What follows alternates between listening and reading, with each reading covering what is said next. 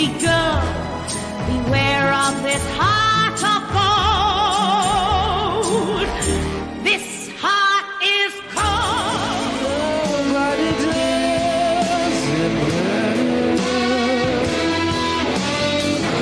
Makes me feel sad for the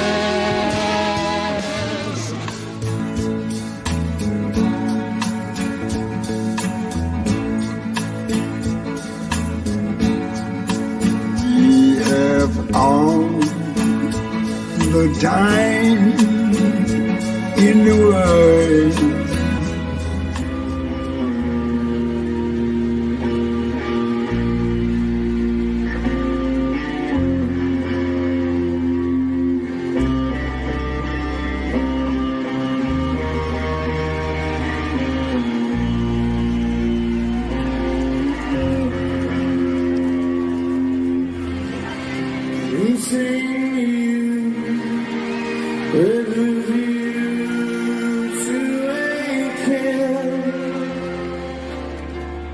So live and let die.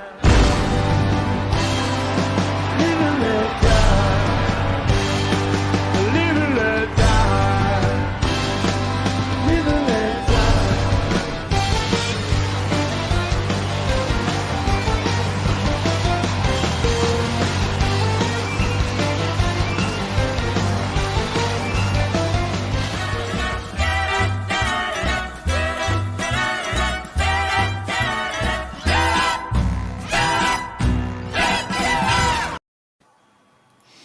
Well, good afternoon, good evening, good morning, golly, Miss Molly. You know, I wish I'd made that montage 2 minutes longer. I'm very pleased with that. You scratched the surface. I barely scratched something. I don't want to go to a doctor about that. Yeah, so is this stream going to get taken down before it even gets started? Probably. I did upload that montage, and whilst I got a couple of claims, I didn't get any strikes, so I figured I was safe.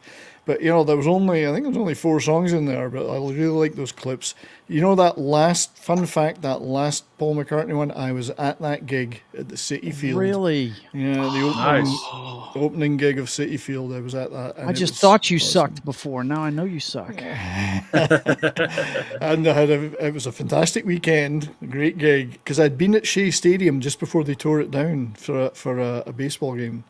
And I wanted to go to that opening of City Field. Yeah, and I know they were playing big venues. Spent the day with some New York cops that were off duty that were going to the gig, and we had the most incredible time. So, yeah, but I hope you all enjoyed that montage. That one will be getting posted separately soon. So, welcome, my esteemed colleagues, my esteemed Nubble 1 through 3. Mr. Imperatus, how are you, sir? Oh, I'm doing all right. No real complaints here. Mm-hmm. That's as enthusiastic as you're going to get, isn't it? Yeah, pretty much. Yes, you're the Timothy Dalton of the panel. Hey, now. I was going to say most of the music that we're going to be talking about is really not in his wheelhouse. I don't think we've ever had a medal. Don't worry. Wait till you hear what my top 2 favorite are. You're going to be like, wait, what, you? Right.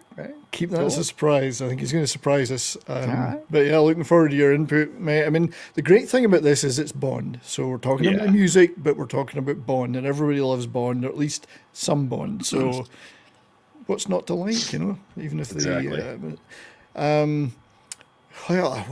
we're just starting, and somebody with obviously too much money to burn. Some guy called somebody's very supportive, my friend. Joe's Atmosphere just tipped $5. Thank you, my friend. I appreciate that very much. And as I say, anything I ever get from this is going towards improving the studio here and making improvements. So thank you for that, buddy. Appreciate that very much. That's what we call in the bartending trade fishing.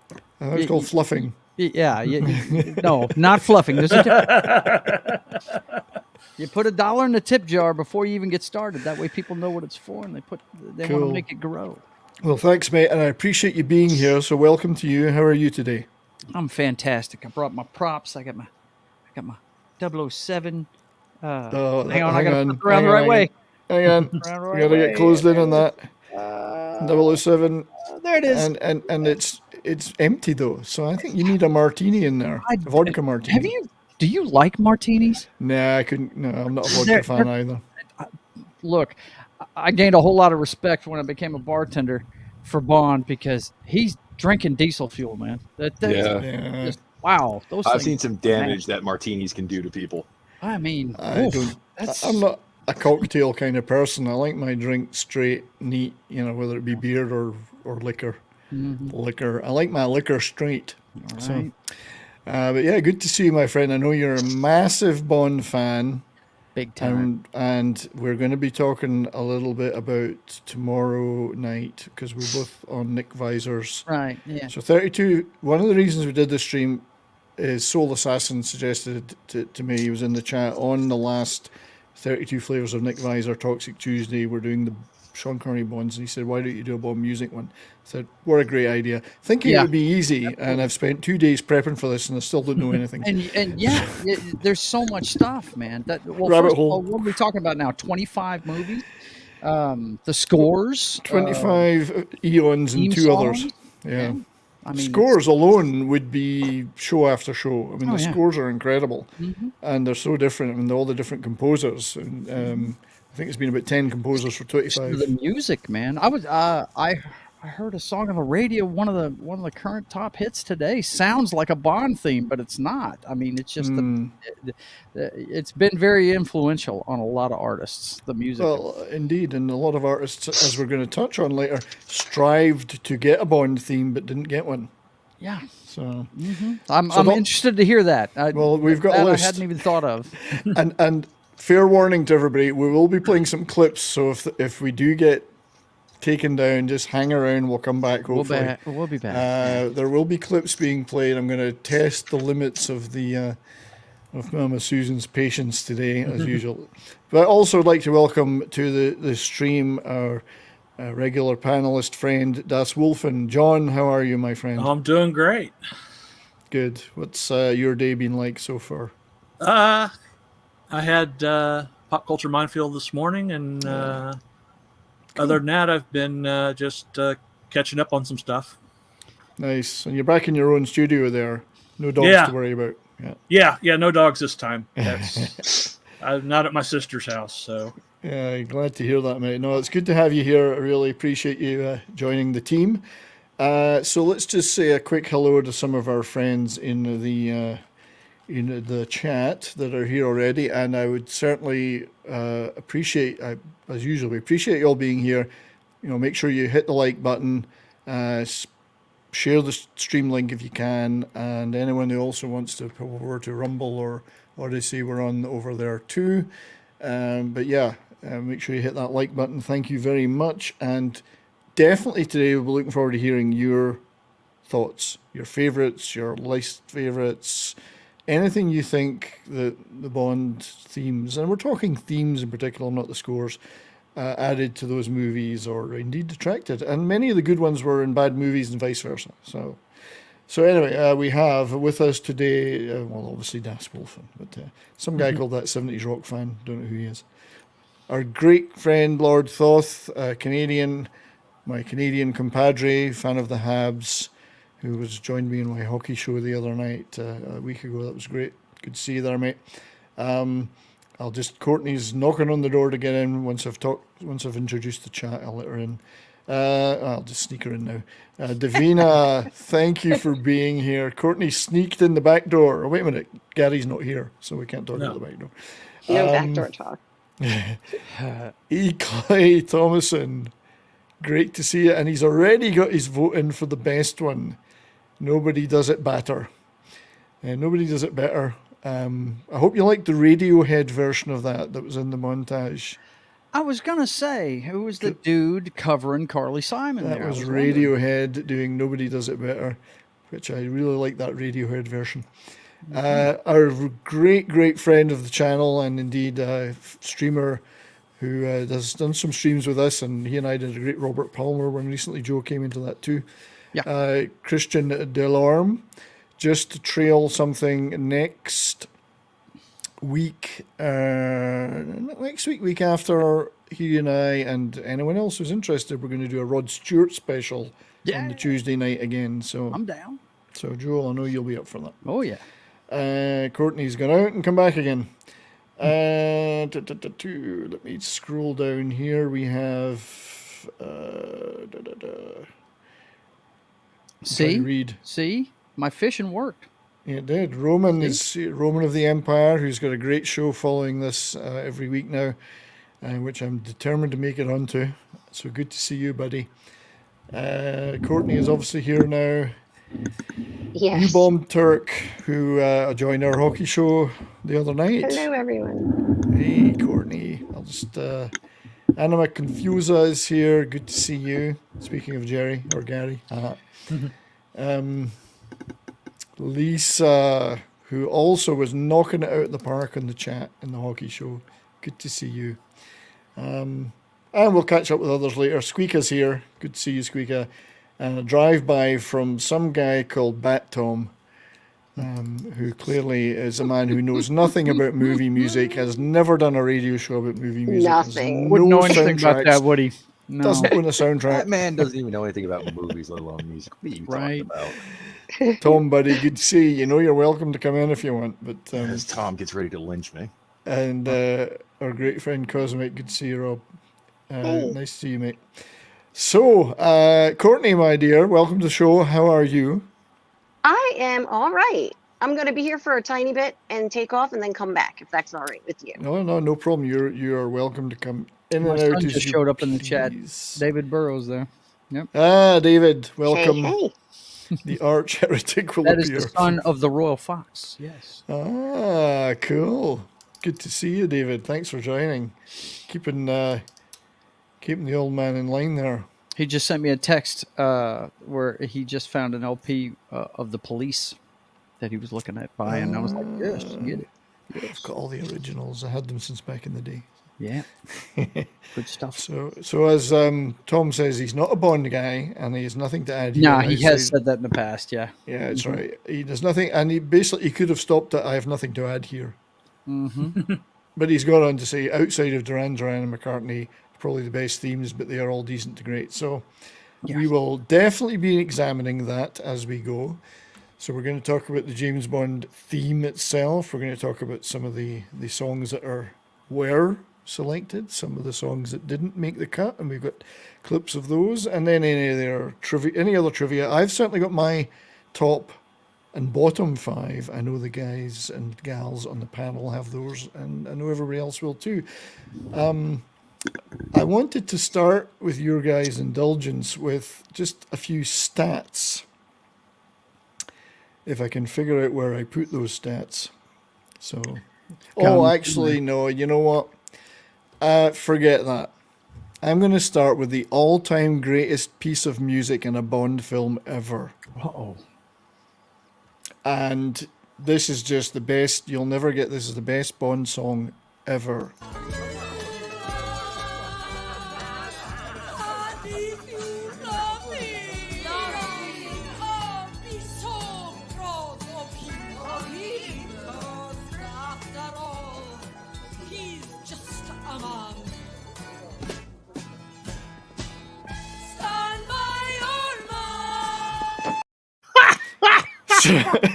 So the debate is over. The absolute best Bond song ever. Oh my God! Straight from Mother Russia's strip club. Yes. Well, that's where we're talking about Walther PPKs, Mm-hmm. and that's when he Pierce Brosnan holds. He goes, Robbie Coltrane goes, Walther PPK. Only 3 men in the world use that gun, and I have killed 2 of them. Yep, I've killed 2 of them. And then he dumps Bond down, and he goes, "Who's strangling the cat?" Yep. Oh man, too funny. I couldn't resist that. I always thought that chick's the lead singer and that bunch of strippers there. I always thought she looked like me. Is her name Minnie Driver? It's Minnie Driver. Yeah, she's actually. Is it her? Yeah, it's Minnie Driver. Okay, yeah. so I wasn't mistaken. Okay. Yeah, cool. I really like that. Wasn't she Cruise's first first wife, I think.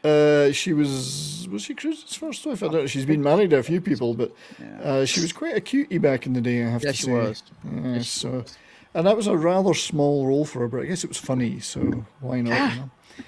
And of course, the late great Robbie Coltrane was in that. Oh yeah, he was a standard in the Brosnan films, and he was great. He was fantastic in those shows. Yes, I do like what New Bomb Turk said there, which was, hang on if I can call it up. Forgive me for my producer's not here yet. They had to dub the vocals because she couldn't sing that bad. Oh, she's a good singer. If you've seen Phantom of the Opera, she does her singing part in that show, and she's really good. Yeah. I would like to welcome our great friend, Clubber in Times. Thank you, Bobby. Bobby. Nice to see you, buddy. Always good to see you. And Courtney's back to keep us in line. We need you, Courtney. We need representation. Sorry, I was having headphone problems. The other ones died, and then it kicked me out. So. Yeah, and Sentient Dildo is also here. Hey. I'm sure we're in trouble. I'm sure he'll have some pithy comments. So back to some stats I feel would be interesting to get us kicked off with. Random stats. So, and let me take that quote off the screen. So this is just for the 25 Eon Bond movies. We also had the 2 non-Eons, Casino Royale 67 and No Time to Never Say Never Again, which we'll talk about as well later. So of all the themes in those, there were 3 instrumentals. And by the way, these numbers may have yet to be confirmed by further counting and verification over the next 2 weeks. So these numbers may not be the final numbers. The theme, 2 movies had the theme at the end, which was From Russia with Love and On Her Majesty's Secret Service. Yeah. Which in effect had 2 themes because it had the instrumental theme at the beginning and then the Louis Armstrong at the end. Right. Now, there were 12 of the themes sung by female solo singers, or 14 if you count Shirley Bassey 3 times. Right. Yeah. Yeah, because she did do 3 songs. She did. So you can either have that as 12 or 14, depending on how you're counting. However, not good male representation. There were only 3 male solo singers of themes, which was Matt Monro, Tom Jones, and someone else whose name escapes me. Sam Smith. No, he's the one below that. Okay. Oh, is that okay? He's the non-binary. Oh, that's funny. Oh my goodness. I thought that really. I thought you were counting Billie Eilish as the non-binary. Well, she possibly could have counted as non-binary, but I think she kind of more came out as a woman recently. So, who was the third one? Come on. I am getting old, man. I only remember. Oh, Louis Armstrong. Sorry, Chris Louis Cornell. Armstrong. Yeah. Look, oh, that means there's 4. I told you the numbers weren't correct. So there's 4. See, the count is Maricopa count is still affecting us. But non-binary, I counted Sam Smith. So there's really 4 male and 1 non-binary. There were 4 bands. I'm counting Paul McCartney and Wings as a band, which is in itself the subject of an entire show. Well, let me think. Duran Duran, Aha, Garbage. Garbage. And Garbage, yeah. Yes, that's the 4 bands. Garbage. I forgot about them. Yeah. Duos. There was 1 duo that I can think of, which was Jack White and Alicia Keys. Movie name not in title or lyrics. This is an interesting one. In fact, I'm going to have to consult my notes. So an obvious one would be On Her Majesty's Secret Service, if you count the Louis Armstrong as the Now, let me ask, where do you count Gone on the Edge? Sorry, say that bands, again. or do you count that as solo non-binary singers? Well, that's so I'm just thinking of, well, I don't know. I mean, or who are we to judge? One. Yeah. Quantum of Solace, Another Way to Die, Casino Royale, You Know My Name. Yes.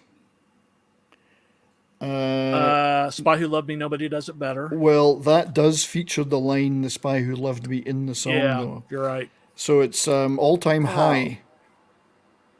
All Time High from Octopussy. Right. All the Time in the World, Louis Armstrong. You know my name. Another Way to Die. Writings on the Wall. And The one on Her Majesty's, yeah. All the Time in the World. All the Time in the World. Although I think Another Way to Die does have the word solace in it, but it doesn't say Quantum of Solace, because if it did, it would be the most ridiculous song in history. It would. And, you know, these are not scientifically done. I'm not a scientist, so I may have got these numbers wrong. Never claimed to be. Number of Scottish singers, 3. Lulu, Sheena Easton, and Shirley Manson of Garbage. I knew Shirley Manson was. I never knew Sheena Easton was a Scot. I didn't either. Oh, God, she's Scottish, all right. Wait till you hear her interviews. Oh, yeah. Oh, I did that Bond theme. It was awfully nice, you know. I never knew that. Oh, she's Scottish, all right. She's from Glasgow. Number of Welsh singers, only 2. So Scots win. Although, to be fair, if you count Shirley Bassey, there's 4. So Tom Jones being the other one, of course. So there's some random stats for you all. I just got to now figure out where I actually... Oh, there you go. That's where I selected that from. So, thoughts? Any other interesting numbers that you guys have got? Well, what immediately jumps out at you is how many women have sung it. Because, you know, the big thing at the beginning of the show, starting with Goldfinger, was the female representation, if you will, at the beginning of the films. And the lack of representation of clothing, if you understand what I'm saying. I do. Well, there is a bit of trivia around Sheena Easton. I think to this day she was still the only singer to actually be seen in the opening montage. Yes, she was. Yeah. And Darius rightly points out, was she married to Charles or Marilyn?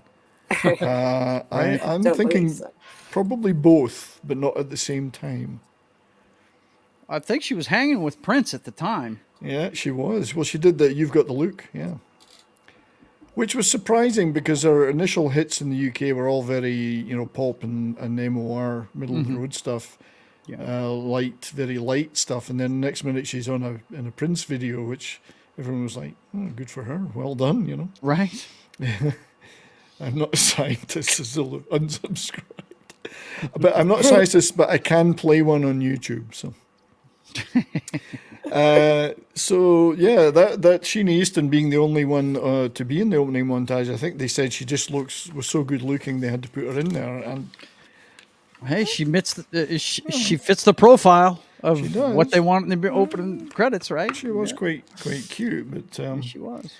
They were not talking about the scores particularly, but I think as I mentioned earlier, there were 10 composers in 25 movies, and again, I've not counted the 2 non-Eon productions. Well, they couldn't have one for 6 decades worth of work, I don't think. So, no. Well, John Barry did 11, and then David Arnold did 5. And Arnold was like John Barry's hand-picked successor. I think he did the Pierce Brosnan stuff. Thomas Newman did 2. That was more recently, and then you had a Monty Norman, a George Martin, a Marvin Hamlish, Bill Conti, Michael Kamen, Eric those are big Serra, names in soundtracks, man. I used to Zimmer. collect soundtracks, and when I hear Michael, Bill Conti and John Barry, I mean, these Michael are big, Kamen, huge too. names. Michael Kamen did 1. I got to work with him. He also did the music for Brazil. He did. Michael Kamen's actually really good He's passed since, composer. I think he might have, just recently. I know that one of the rejected tracks, jumping ahead a little, but one of the rejected tracks was a thing that he did with Eric Clapton and Vic Flick, who'd played the original guitar on the first James Bond theme. There was a guy called Vic Flick, who's a British session player. I never knew that he did a Bond. He did do a Bond, and I'm just about to show if we can get away with it. I'm jumping ahead to the rejected stuff, but we've mentioned it, so... Sorry, that was my fault. No, this is great. I mean, we don't have to stick that's to what the show's about, Courtney. Yeah. I got to when we work think with of him it, if we don't do it when he was we my don't... conductor, and we got to spend a lot of time with him. It was very cool. By the way, Kamen died in 2003. Yeah, I think so. Yeah, I well say too early. recent. He died a couple years after I worked with him. Oh, here it is. So hopefully we're going to Wow. get away with playing a little bit of this and not get struck to hell. You just need to pause it about every 10 seconds or so. So I know you hate to do that, but that's all you need to do. 2003. Wow. So they did a License to Kill. This came in. Clapton and Flick did a License to Kill version, instrumental version, which they were. You can already hear the Cayman influence, right? Yeah. Yeah. And they were going to use. They were going to use this up until almost the last minute, I think, and then they went for Tina Turner. Was it License to Kill? No, License to Kill was that was Gladys Knight. Gladys Knight. So here's the Vic Flick guitar, but very much with a Michael Kamen update, and then Clapton comes in later. And I'll pause it just for a second or two because we're obviously the gods will be. But yeah, Kamen and Clapton did one of my favorite soundtracks of all time for the British nuclear thriller Edge of Darkness. Not the American version, which had Mel Gibson, I think, but the British TV version was the first one, and they did brilliant soundtrack for that. It's one of the best things Clapton's ever done, that's for sure. But if you ever get the chance to hear that. But here's Clapton kicking in. Oh, yeah. Oh, yeah, you can hear that. That's slow hand. Look out. Yeah. So him and Kamen were pretty tight. They did a lot of stuff together. But it's neat that they got Vic Flick to come in and redo his guitar part. So that's this was played in the movie? I don't know if I don't think they used any elements of it in the actual final movie that I'm aware of. It may have appeared on the soundtrack, but I don't think so. Oh, this is one of the ones that they didn't use. They didn't use, yeah. They wanted, I guess the studio wanted a song, not an instrumental. Right. In the end, for the theme. This was meant to be the theme. They should have put that over the credits. Yeah, I agree. But anyway, that was an interesting thing. I didn't know. I didn't know about that track until I started looking into this. I thought, oh my God, Clapton did a... So that was one of the rejected ones.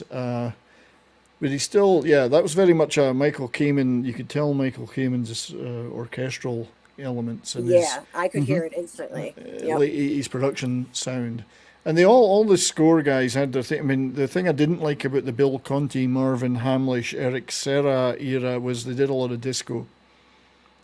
So the scores had a lot of disco. There's a disco version of the James Bond theme from the Marvin Hamlish era. So we might play a little bit of that later. I have a soft spot for disco. You would never think so, but... Well, James Bond and disco, I don't know. I mean, you think of the disco... no, I agree with that. Okay, I'll agree with that. I think there's one of the Roger Moore where he's skiing downhill and it's all ding, ding, ding, ding, you know, disco synth stuff and like, oh. Yeah, that's lovely. Well, he's skiing. That's the opening of The Spy Who Loved Me. So I'd like to go back to, let's go back in time. The James Bond theme. Yeah, here we go. So, the original theme, which was used in Dr. No, bone of contention for many people ever since, because it was written by a guy called Monty Norman. But John Barry did the orchestration and played it, his orchestra. And ever since then, there's been a bit of a ding-dong. There was, because I think they're both gone now, although Monty Norman lived a lot longer than John Barry. There was a ding-dong battle between them about who really created this thing, but there was legal battles. People used to, like Monty Norman sued a lot of people for saying John Barry wrote it, because he didn't. Well, John Barry did like the arrangement and all that, correct? He did. He arranged it and his orchestra played it. Because that's a big part of it. And the arrangement was what people knew. But it's true to say that Monty Norman did write it, because he took it from music for a stage play that he had been writing that didn't get produced in the end, and it was actually based on an Indian theme. So there's actually clips of Indian musicians playing it, and it's dun, dun, dun, dun, dun, dun, dun, dun, and all the Indian instruments going. But he just took that and he doubled up each note and created this James Bond theme. And Cubby Broccoli had worked with him on a successful stage play in London, so that's why he hired him to do the score for Dr. No. So I guess, everyone associates the sound with John Barry, and he went on to do all those 11 scores and develop it. But, credit to Monty Norman, he did come up with the basic tune. No, absolutely. Yeah. It's obviously two talented people, because there is not a more iconic theme in movie history than that one right there. Indeed. You hear it, you know what it is.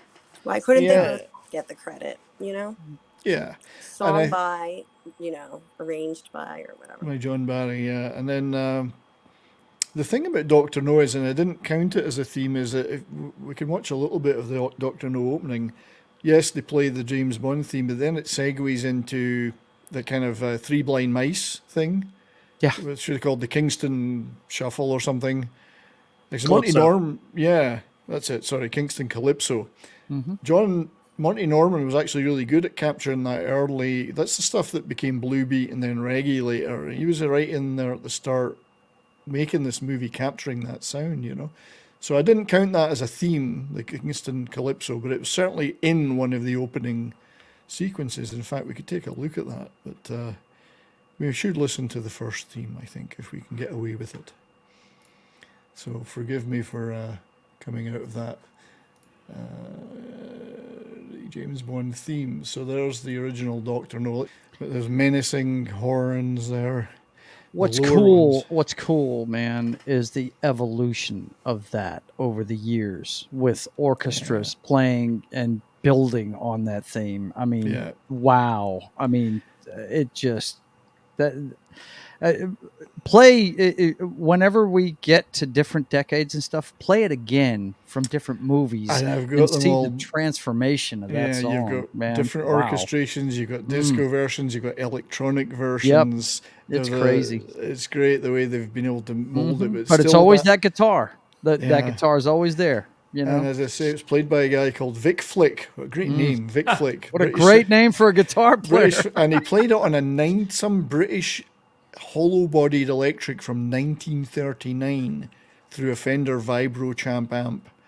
So it's old equipment, but it just sounded great with that twang, Yeah. So, do you think any hollow bodies got a dick pic from Vic Flick? Well, a Vic Flick dick pic would be valuable now, signed particularly. How many groupies do you think were thrown a pic by Flick? Well, they like the way he flicks his pic. He flicked too hard, I think. I think he flicked too hard. You flicked too hard, damn it! You flicked too hard, damn it. Welcome, Darius, my friend. How are you? Too messant? Shaken, not stirred. Yeah, too messant. You're too messant. Yeah. I'll take a horse shaman for 500, Alex. Welcome to the show, I just shaken... flew in first class. I had to check into the Intercontinental Hotel. Yes. You know what time they play at Wimbledon? It's around 10ish. 10ish. Well, I simply can't drink Dom Perignon above 35 degrees Fahrenheit. Yes, the Beatles. You need earmuffs. Kind of a side note, aren't they doing a spin-off movie of John Wick called The Intercontinental? Aren't they doing the that? Continental Hotel, yeah. It's gonna be fun. Darius, my friend, are you shaken or stirred today? Which is it? Oh, I'm very stirred. I'm shaken from work, but stirred to be here. Indeed. Well, I'm sure you've brought your own list of favourites and non-favourites, and we're going to be getting to those. So the original theme still is instantly recognisable to everybody around the world, and it was built into every movie. Although Casino Royale 2006, they didn't play it till the very end. Yeah. Oh, yeah. Well, that makes sense, given that it was a reboot. Because they're saying, well, he didn't become Bond until the end. And there was, I think John Barry wanted to rework this, given he didn't get the credit for writing it. He wrote another, From Russia with Love, he wrote a theme called James Bond is Back, which is what you see in the opening opening section of that. And then he did another thing called the 007 theme, which was more like an action. Every time Bond goes into action, they play that in movies. So he worked some extra themes in, but this is still the original. So what's going on in the chat? Things are going on. Oh man. Over flick your dick when making a dick pic with Vic, of course. It's not slick. You may need to put Vicks on it after that. Careful not to nick. Yes, actually, Vicks would not be a good idea on dick. Man. So welcome, Darth Scipio, youngster. The young'uns are here. Hey, he's into some Paul McCartney wings. I'll tell you that. He was mentioning that earlier. Well, we'll be talking about them for sure. So, Soul Assassin, I would like to thank for suggesting this show. It's your fault that we're all here watching. Then I have to thank him as well. Yes, indeed. Thank you. So yeah, I wanted to just the Underneath the Mango Tree was going to be used as a theme. I'm glad they didn't, because fine, that's a good little bit of music, but it really doesn't belong as a theme. It needed to be something dramatic, and you couldn't get a more dramatic opening than that. And then with the gun barrel thing forever now, it's brilliant.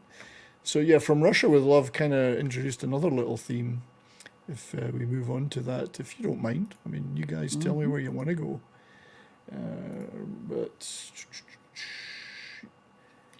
I think you should just go from one to the next. We could go from one to the next. Yeah. I've got all the themes, as you can see. From Russia with Love. That's another one that's not sung. It's just a piece of music. Yeah. So this was actually called the James Bond is Back theme.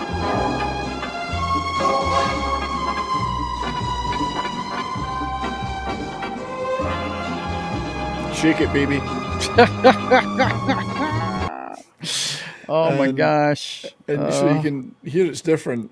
And I think it segues into the original James Bond theme eventually. But so they hadn't found, this is the second movie, they hadn't found their stride yet.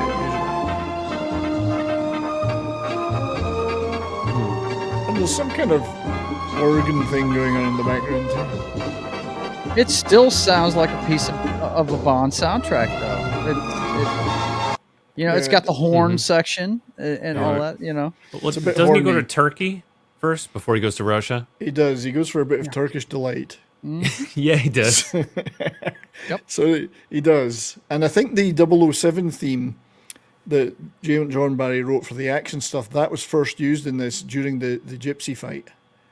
So there's a piece of music which was then used in many, many Bond movies after to signal he's about to kick someone's ass. Right. Oh, Daniela Bianchi. Oh, she sounds hot. She is hot. She's one of the hottest. Daniela Bianchi. Now, for those of you that are uneducated about Bond, you got to remember there's a reason why there's always girls in the beginning of these movies and stuff. He really gained prominence through short stories in Playboy magazine. Which printed articles. Yes, which actually had articles. Some people actually read it for the articles. Yeah, Hunter Thompson used to publish in there. It's the only reason I bought it. And as you see, it slips into more of the Bond theme after. Yep. So at the end of this movie was really the song theme. It was one of the ones that had it at the end, which was Matt Monro singing From Russia with Love, which is one of the more forgettable ones. Yeah. Although, interestingly enough, Matt Monro was an English crooner, well respected by guys like Sinatra and Tony Bennett, whatever, and he was known as the man with the golden voice. So perhaps a foreshadowing of things to come. I actually am not sure. Apparently, correct Wikipedia if they're wrong, but I'm reading here that it's first played in the movie over radio. Oh, it is. Yes. There's and some of the songs did appear in little snippets during the movies, just on radios or whatever. Yep. Or songs that they rejected ended up being in just little snippets somewhere in the background, like Mr. Kiss Kiss Bang Bang, which the Dionne Warwick one, which was all contemplated for this, or was it Goldfinger Thunderball? Thunderball, they were going to use that for. They changed their minds and went with the Tom Jones. You can't hear that in the club in that movie, the Kiss Kiss Club. You can hear the Dionne Warwick song, Mr. Kiss Kiss Bang Bang. Really? Which they made a movie with that title later, Robert Downey Jr. Now, Brian, I have a question, sort of a side question. Lisa asks if these intros helped inspire MTV or music videos in general. There was a machine. It was like a music video jukebox. I think it was. remember It was in. There were more of them in Europe back in the '60s. They would show colored music videos basically, and I just learned about this a couple months ago. I'd never heard of it, and I can't remember the name of it, but they're very rare now. And it was all done on was it film? Well, they're not Vitrolas or something they were called, or It was called like something tone or something. yeah, that's right. like- because there are a lot of that. There's a lot of that stuff on YouTube now. There's early rock and roll, a lot of French stuff, French songs, and yee yee. They used to call them yee yee. Yeah, but the videos were like on film inside the machine, so Yes. they have not been archived very well. So they're very. It's like a rare comic book. So when they get uploaded to YouTube, it's like a special treat that you can even find it. But a lot of them are famous songs that we know, classic songs, and I'd never seen music videos for them. But some of them are real corny. They're very campy. Yeah, there's a couple of great rock and roll ones though. There's the original guy who did Brand New Cadillac, which obviously Courtney will know that song from the cover versions by The Clash. There's some old rock and roll stuff that you'll never see anywhere else, but on these beautifully filmed color films that were done for that. And in fact, they made a whole movie out of them once in the early British rock and roll days. Scopitone. They were called Scopitone, yeah. Scopitone. Yeah. And I think Lisa's probably got a great point, because the melding of the montage of the girls dancing plus some of the action scenes with the theme kind of does look like an early music video. Yeah, at least the kind of music videos from like soundtrack songs. Yeah, where usually you'll have clips of the movie in the music video. You're not going to see the band playing or the singer singing. You're going to see like the animated stuff, which is almost, or the women dancing plus action from the movie. That's what you normally get in a. I think so. They probably did. Yeah, Courtney, the Clash covered the Brand New Cadillac. That's Vince. Can't remember the guy's name. Vince. But anyway, there's a bunch of the old Scopitones that they're really great if you look them up on YouTube. A lot of the French were into them in a big way. So a lot of early French pop and rock and roll were on those. Johnny Halliday, guys like that. So Matt Monro did do the song From Russia with Love, which actually is the one I don't seem to have bookmarked. So it's a fairly forgettable song, I would say. I don't think we'll look for it, but I do like the cover of the single, though. That's Daniela Bianchi. Ooh. Pretty cool. Cool record. Exactly. So movie number 3 then was, well, it's a bit of a highlight, is Goldfinger. And again, I love the different versions of the 45 RPM singles you could get around the world. This is not an English one. I'm not sure what language that's in, but it's a great, because it does show the singer, but it shows the fantastic scene at the side. And I don't think anyone would doubt that Goldfinger's going to be up there in many of the top 5s. Written by John Barry. I can't remember who did the lyric, though. Well, we could look it up. But John Barry didn't do the lyrics. He did get others in to do those. I think it might have been Don Black. Goldfinger. Yeah, Don Anthony Black. Newley? Oh. No, Anthony Newley did one of them, though. And I'm trying to remember. He did... oh, right, Goldfinger. Sorry, yes, Anthony Newley. Don Black was Thunderball, you're right. Anthony Newley, British music hall guy and stage guy. Did a lot of... he made some weird movies as well. But Goldfinger, yeah, has got to be seen as being up there in the all-time greats. So we'll just have a wee snippet of that. It's my favorite movie. I love the opening. Those horns.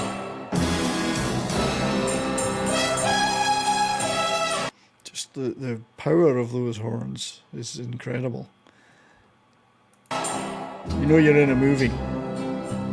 So that's your favorite Bond, yeah? Mm-hmm. For me, it would be a toss-up between From Russia and With Love and this one. He's the man with the Midas touch. A spider's touch. Better pause that there. Yeah, you got to pause it occasionally. Yeah. I think we're still there, though. We're good. Yep. No takedowns. Yep, we're good. And we have Good. 19 watching now. Thanks for being here, everybody. Jeez, this is phenomenal. I mean, we'll talk about favourites later, but this is going to be up there in most people's favourite Bond movies. As far as the films, this is definitely one of the ones that people always mention as being their favorite. It's one of the most iconic films ever. And as they talked about on Toxic Tuesday this week, it introduced a lot of the tropes we see in almost every Bond movie afterwards. But the music, the voice, she ended up doing a few of these. Yeah, for sure.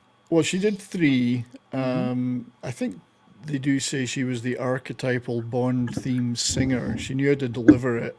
She was a very dramatic singer. I remember her very well as a kid watching her on TV all the time. Dame Shirley Bassey, Dame now. She did say that in order to hold the final note of this song, she had to remove her bustier.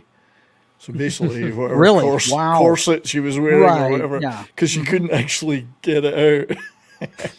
She had some artificial support there. She had to remove that to get the note out at the end, because she had to hold it for the whole of the scene. They put together the images, and she had to hold it to the end. But it's everybody knows this one, and this Diamonds Are Forever. And then the third one she did was Moonraker, which was a bit of an afterthought because they kind of got her in after some other stuff wasn't chosen. Funnily enough, she never did that one live very much, whereas the other 2 she did. She didn't really like Moonraker, so it's just kind of a lot of people didn't like Moonraker, brother. It was a gig. Yeah. The song itself is not good, but this one she nailed it. Even though she's Welsh, you know. Star Bond, yeah, that's about right. Bond in space. Yeah. Yeah, that was a bit over the top, but so it's pronounced boost. Boost. Yeah. Well, you get a boost out of it. Yeah. I've been wearing one for years, and I never knew how to pronounce it. So. Yeah. Well, when I saw it, bust is the word I would use. So. Bust is the word. It's the word that you heard. It's got groove. It's got meaning. I would like to just say that for all of those in the panel who feel they haven't got anything to say, I do have a message for you about speech, and Roger Moore has a message for you. I'm now aiming precisely at your groin. Says speak or forever hold your peace. So you have a choice in the panel. So he flipped it around from the Goldfinger scenario where he was, on the table. That's right. You could kill me. I don't care. I'm not going to kill you. I'm going to fry your balls. Sorry, Imperatus. So that's not really much of a choice. It's not. No, there's not much of a choice. And anyone gets bonus points if they can name that movie. Name that movie. That's The Man with the Golden Gun. Correct. Well done, man. Sir. Well done. I did not like that jacket. Oh, I never liked the white jacket. No, I like the plastic black, but they all rocked it at one point. They all rocked the white. I just didn't like the style of it. It looked like he was some kind of used car salesman. Lazenby may not have worn a white one. I think he was in black every time we saw him, except for. But you know what? You know what's funny about Lazenby? Austin Powers look, it came straight out of that movie when he went and saw Blofeld at that Swedish place. Yeah, it comes straight out of there. But yeah, I'm with you. I don't like the white tux at all. So Goldfinger, an absolute classic. And then another reasonably good one after, which was another Welsh. What is it with the Welsh? They like the Welsh at this point. Tom Jones. The best one right here. Yes. Thunderballs. Or Operation Tonnerre. He looks like Adam Sandler there. He does. Yeah. Adam Sandler with a fro. Adam Sandler as James Bond vocalist. Yeah, Thunderball, which is Operation Tonnerre. Tonnerre. I'm. It's okay. I mean, not the movie. I'm talking about the song. But I mean, it must have been really hard to make a song with the word Thunderball in it. I would imagine, and keep it PG, right? You know? He has balls of thunder. When lightning strikes my rod, you give me Thunderballs. What's funny is he's got to keep it tame, and it's sung by the original Mr. Throw Your Panties on the Stage, Tom Jones, Mr. Leather Pants, right? I've actually seen him in concert once. This is back in the 90s. And it was an old man, yeah. Oh no, he was great. He was. I'm sure he was. It was a present to Mrs. Rock fan, who's always wanted to see him. So for her birthday, we went down to Newcastle and saw him. Yeah, the girls all love him. No doubt. Was the biggest party I've ever been to at a gig. It was just so many people having such a good time in a good-natured way. It was just phenomenal, and he was brilliant. And the panties were getting, those bras and panties getting thrown on the stage. I'm sure they were, man. I threw my bra on the stage, that's for sure. He was. Your ball bra. Yeah, so let's hear Tom just caressing our ears with this one. Caressing? Him and these Thunderballs. Another dramatic orchestral open.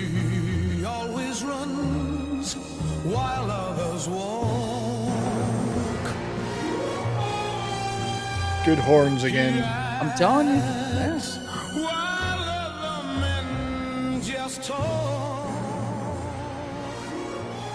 Oh, you're killing me. You better pause it. There's the spear gun. That's what makes the whole movie. That friggin' fight scene at the end of it. You know, this song is awesome too. We're going to talk about this on Toxic Tuesday tomorrow, but I think the underwater scenes are a little too long at the end. I could have cut them by a couple of minutes. I think they just go on a little bit, you know. Yeah, well, isn't that the one with the shark? Bro. When I was a kid, it made me want to go in the ocean. It was badass. Yeah. Where is that the one where with they let the shark in the tank with him?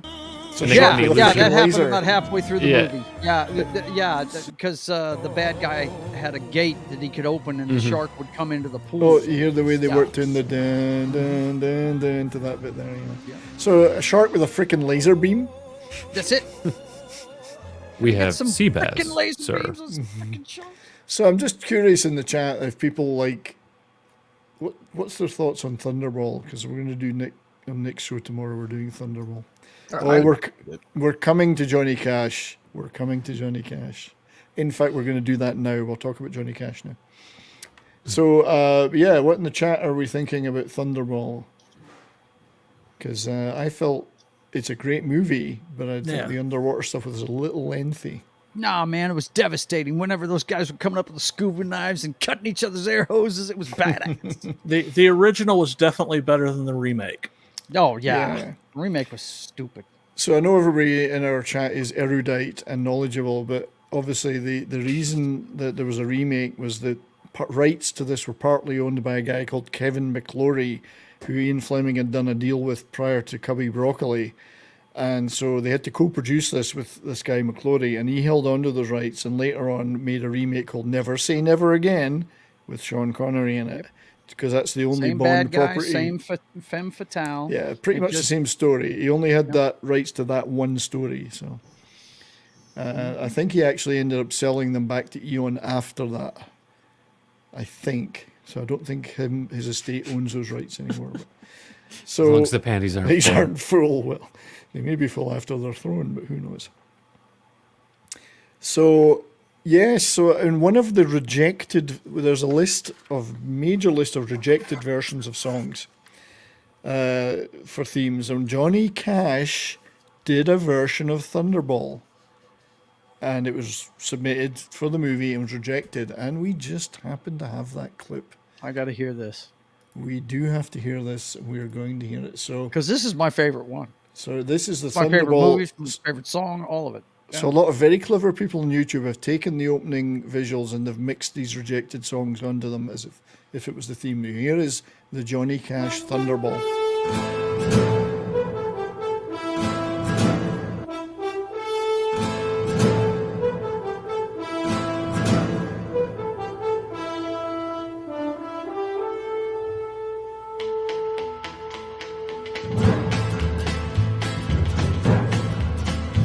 Before Johnny kicks in, you can already tell it's slightly different from the Tom It's a little Jones. bit different, yeah.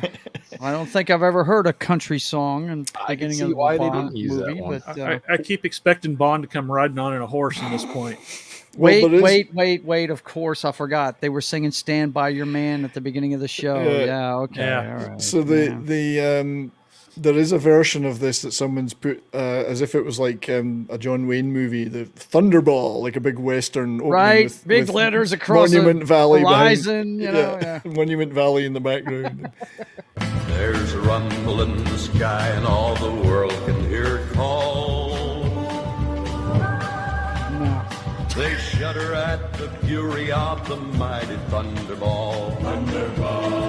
No. So This the is mighty Wagon Thunderball, Train. No. the mighty Thunderball, which I think is I can see why Stop they this didn't use now. it. That does not fit Yeah. Bond at it all. doesn't. does It's actually a really good song, but it's Johnny Cash. It's so Johnny Cash. Yeah. Like he didn't compromise at all. He just I'm doing a Johnny Cash song.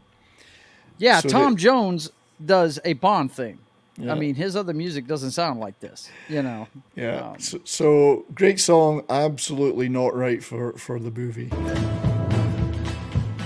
I do like the mixing of it with the real Power titles. of her engines now is drowned in the sea. And he did try to write the lyrics to the stuff, the bit the sea, the power of our engines in the sea, blah blah blah.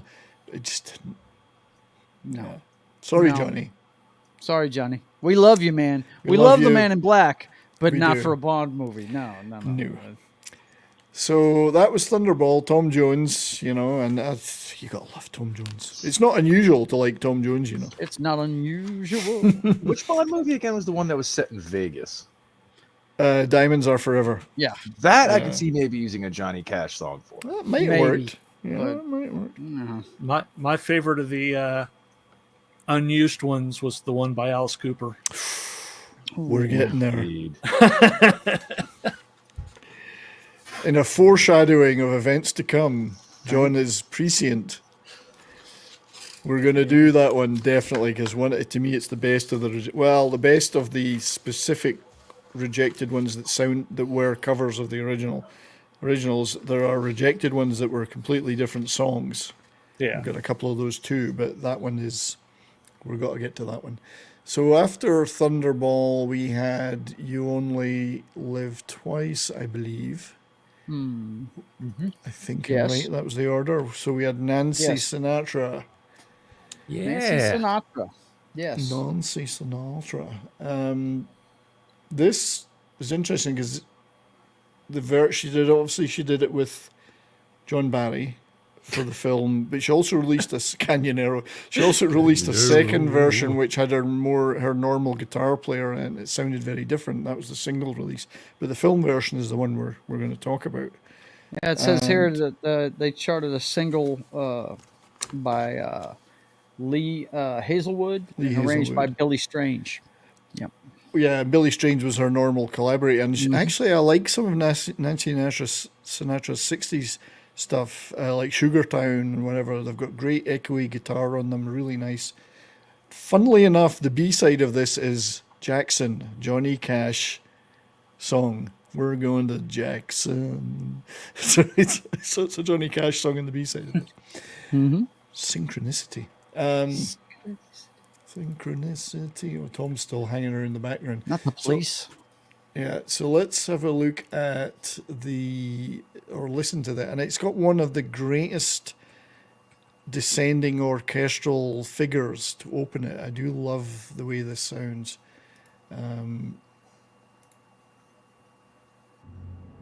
We're going to get a bit of action, a bit of Bond action. Yeah, he's dead, remember? Yeah. I love this. Love that. Oh, yeah, that is great. That's iconic. Beautiful. Just catches you straight away, drags you in. When they turn Bond Japanese. Yep. Turning That's Japanese. right. The Scotsman looking like a Japanese guy didn't quite work, but nah, he's too I do- tall. Oh, you couldn't do that today. No, you couldn't. And John Barry's built in some Oriental themes to the. Wait, are you music in the saying they background. painted him in yellow face? Is that what they did? Well, they had Bernard Lee or whatever play. No, Charles Gray playing a Japanese guy as well. I think. Well, if John Wayne Tanaka. can play Genghis Khan, You beat Sean me to Connery it. can play a Japanese guy. Yeah, Christopher Lee can play Fu Manchu. Yeah. And if Oh, Werner we really Olan have to can go there, play Charlie 70s. Chan. Yes. Hell, So I Mickey think- Rooney played a Japanese guy, didn't he? And, Oh, yeah. Oh, Breakfast at Tiffany's. yep. And it is a beautiful. There's Pleasance doing a great turn as Blofeld. Brilliant Blofeld. It's a nice theme. It's nice, you know. But I do like the opening is good. Yeah, it's a good song. Funnily enough, Nancy Sinatra herself believes it's the best Bond theme ever made. Or she Imagine that. Imagine that. did. No shit. It's the best ever made, she said. So She has her father's humility. she does. Right. Yes. You know. Anyway, there was an alternative for this one too, a rejected version, which we do have a copy of. So this was the Beach Boys. And someone Beach again Boys. has cut it into the action, but Gotcha. so the Beach Boys submitted a track which was called Run James Run.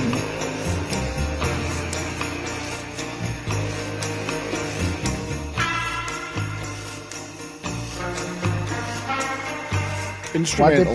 Why'd they put it with the opening that's of what I was Thunderball? Well, that's people on YouTube. Great people on YouTube have done this work to, and I can't credit them all individually, but thank you for doing this. So it was rejected, as you would expect, because it's pretty rough. Sounds like mid-60s Beach Boys psychedelic. Yeah, it does. They took the rejected track and it became the instrumental track Pet Sounds, which was on the album Pet Sounds. Now, But was it's this Brian Wilson living vicariously? Run think James so. run while he's lying in bed. That's right, lying in his bed with sand all over the floor. Yeah. So, yeah, I think he was a big Bond fan. He'd loved Thunderball.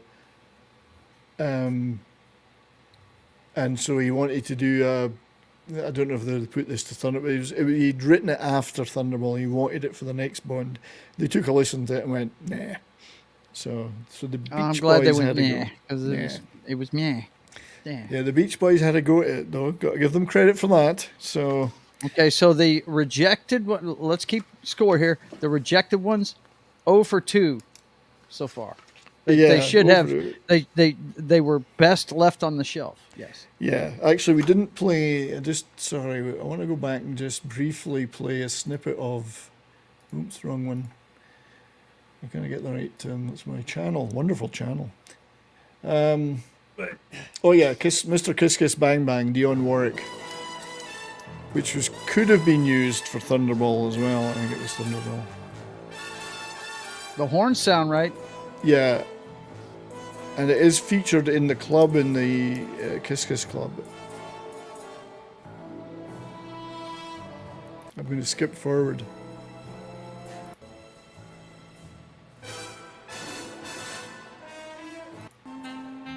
Well, we're not hearing Dionne Warwick, but she did a vocal version of it. I was fixing to say. This is just the music. Yeah, but it at least It sounds started like a to get a Bond tune. little bit too Pink Pantherish there for a second. There is a vocal version, lots of vocal versions out there on YouTube of it.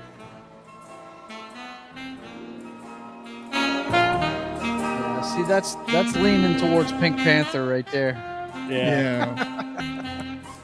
So there was Dionne The Warwick. start of does it sounded right, but Dionne Warwick does a vocal version, which the vocal version's not bad. Sorry, I don't have the right clip, but so that was also a Thunderball competitor potential. So I think Tom Jones was the best choice. Yeah, to be honest. So moving on from that, the next one would be On Her Majesty's Secret Service, I think. Would I be right in saying? Yep. That's after You Only Live Twice. Yeah. On Her Majesty's Secret Service. Yeah, so I'm And the just theme looking wasn't played for, till the end of it. It's Louis Armstrong. Well, they did have the instrumental opening. Yes, the one by John Barry. Yeah, yeah. on Her Majesty's Secret Service is the name of the track. So the album kind of looked like this, or a later version of the soundtrack album. Which is nice. Man, enough, that's great. Yeah, nice enough cover. Yeah, it's pretty good. George Lazenby, of course, or Lazenby, depending on your how Australian you feel like being. Right. Legalize. The male model, they decided to make an actor. I still think his best appearance was in Kentucky Fried Movie, but yeah. What are you saying? So this is the intro, not the Louis Armstrong. But this was at the front of the movie.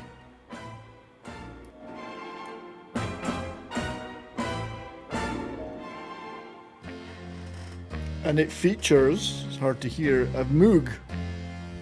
John Barry brought a Moog synthesizer in to do some of that synthesized sounds. Very cool. Yeah, it's pretty cool. I don't mind the opening. It's not a bad movie. I mean, no, it's not a bad movie. Everybody gives it a bad rap. Yeah, and I don't understand why. I mean, yeah, it was influenced by its time. The camera work and everything was a little bit more hallucinogenic in it, if you understand what I'm saying. It was it was more, big time. But that was the way a lot of movies at the time were made. I mean, definitely a product of the 60s. Yes. Just like to say hail to Richard Legalize Adulthood, good friend of the show, big Who fan like myself, and he has contributed to some of our streams. So yeah, you see that Legalized Adulthood knows what's up. He sings does. Thunderball at karaoke. That's what I'm talking about. Right, and he is a great singer. I've seen some of his karaoke videos in bars. That's awesome, man. Not many people can sing "Love Rain O'er Me," the Who song, and he can do it live. It's incredible. Cool. But yeah, getting back to this flick, it's not a bad movie. It's the movie. There's a lot of firsts in that flick.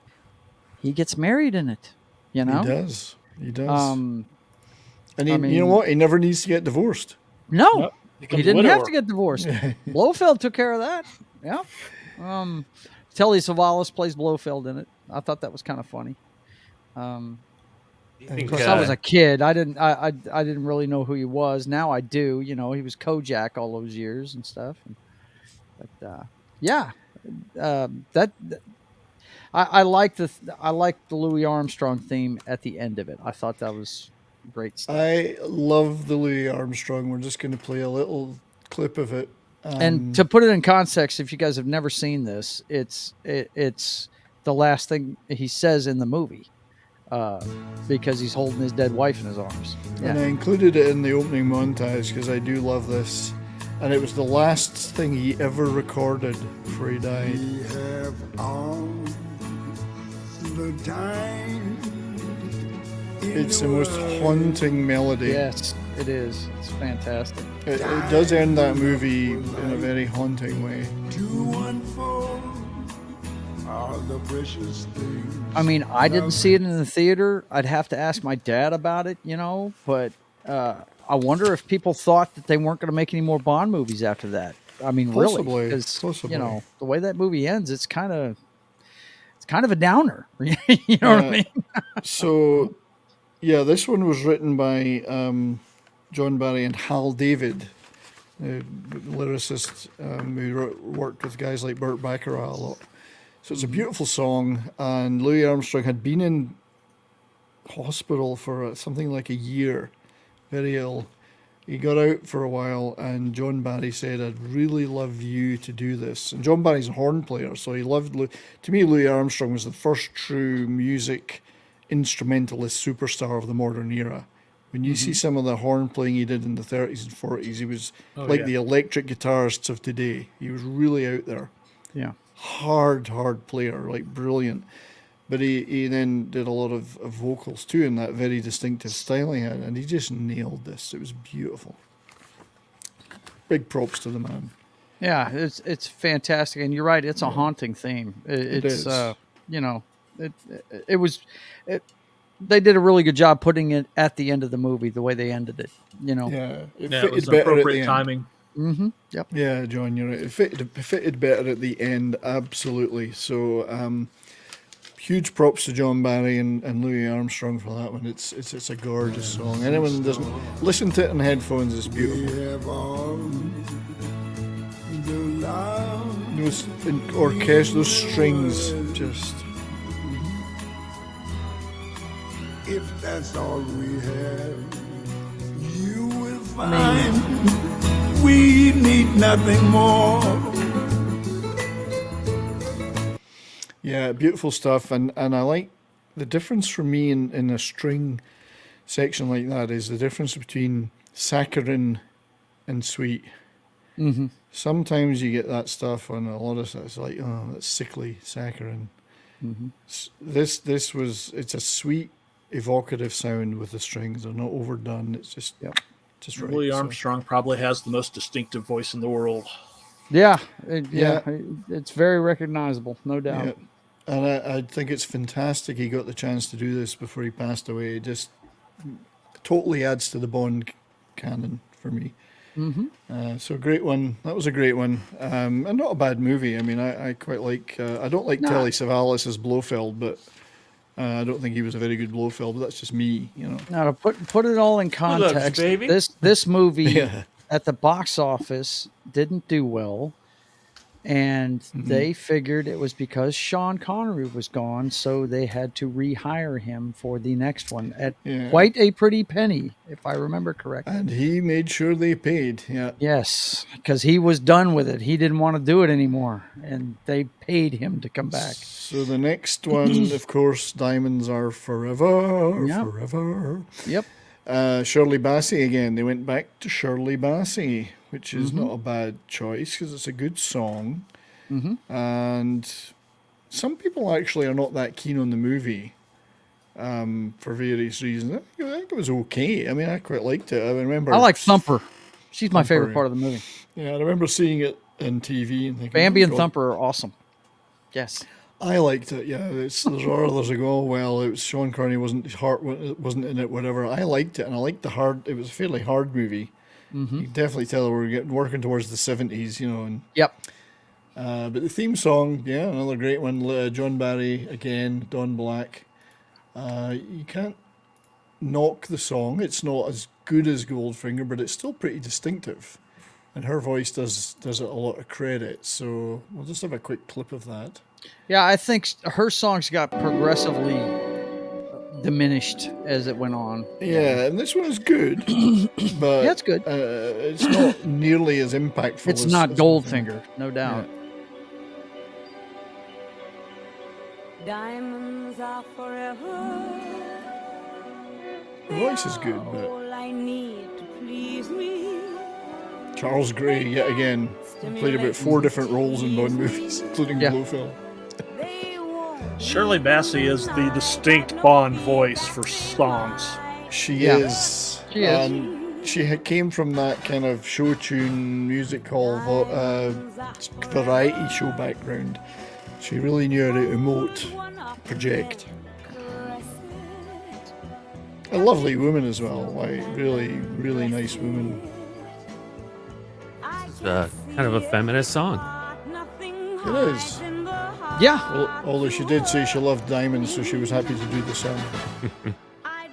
There's a little bit of pussy in it too. So. Yeah, a little bit of pussy in the shot there. Yeah. But I mean, it has a fairly good opening and hook, but from there, to me, it kind of becomes a bit bland. Yeah. After yeah, that, kinda, yeah. Mm-hmm.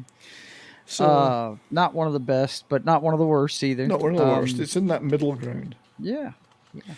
So, and you can say that for the movie too. I mean, it had some. You can say what you want about it, and he was going through the motions or whatever, but the guy that plays Blofeld, is it Charles Gray? Charles Gray in this one. Yeah, I mean, a lot of people remember him from being the narrator in Rocky Horror Picture Show, but he's awesome in this movie. And I love Charles Gray. He's fantastic. Yeah. And the guys that I really loved were the 2 henchmen, the friggin' 2 guys that always were talking like they were intellectual scientists Yes, or no doubt. philosophers or something when they were killing people and stuff. I thought that was hilarious. I know. Well, I like the fact that Those it had guys were great. LGBTQ representation Right, in the right. two villains. That's right. They were openly gay villains. Hello, they were. Scissoring! That's right. Fucking scissoring. I don't know if they were scissoring, but they were maybe using scissors to cut things. They were lesbicans jamming clams. Yeah. And they didn't know their wine. That was the problem. They didn't know their wine. So, Snowdub's here. Hey, buddy. Awesome to see you, my friend. Early progressive for 1971. It was. And that is the one that had the Vegas scenes as well, isn't it? Yeah. Yep. Days of Forever. A lot of stuff in the desert, which is kind of neat. Yeah. This song drips with sexuality. I'm assuming, Lisa, you're talking about the Johnny Cash we played earlier. Right. So I hope everyone in the chat's having a good time. I know we're kind of going through these one by one. It just seems like the logical choice. And at the end, we'll wrap up our favourites. So, yeah, but, you know, I hope you're enjoying yourselves. There's a lot Why of would you we wrap here. it up? Bond never wrapped it up. He never wrapped it. He didn't double bag it. He didn't do anything with it. Nah. I'm just Ain't got checking. time for that. I don't believe we've got anybody over on the Odyssey side, unfortunately, and we get nobody in the Rumble side. Well, certainly not that they're clicking the plus button. So anyway, and I noticed the stream elements Darius isn't working again, so it must be because of the other streams. And then we but yeah. really enter the 70s with the next one. Yeah. So give us, so in the chat, really hope you're enjoying this. Thanks for sticking with us while we go through this treasure trove of movie music. Next one, so let's move on to the 70s. We're really hitting it now. New Bond, new composer for the score, George Martin. And George decided, of course, he would bring in a buddy, someone he'd worked with before, and some minor band. I don't know if I've heard of some 60s. Freddie and the Dreamers, wasn't it, or something like that? I don't know. I think they were called Wings. I thought it was the Ruttles.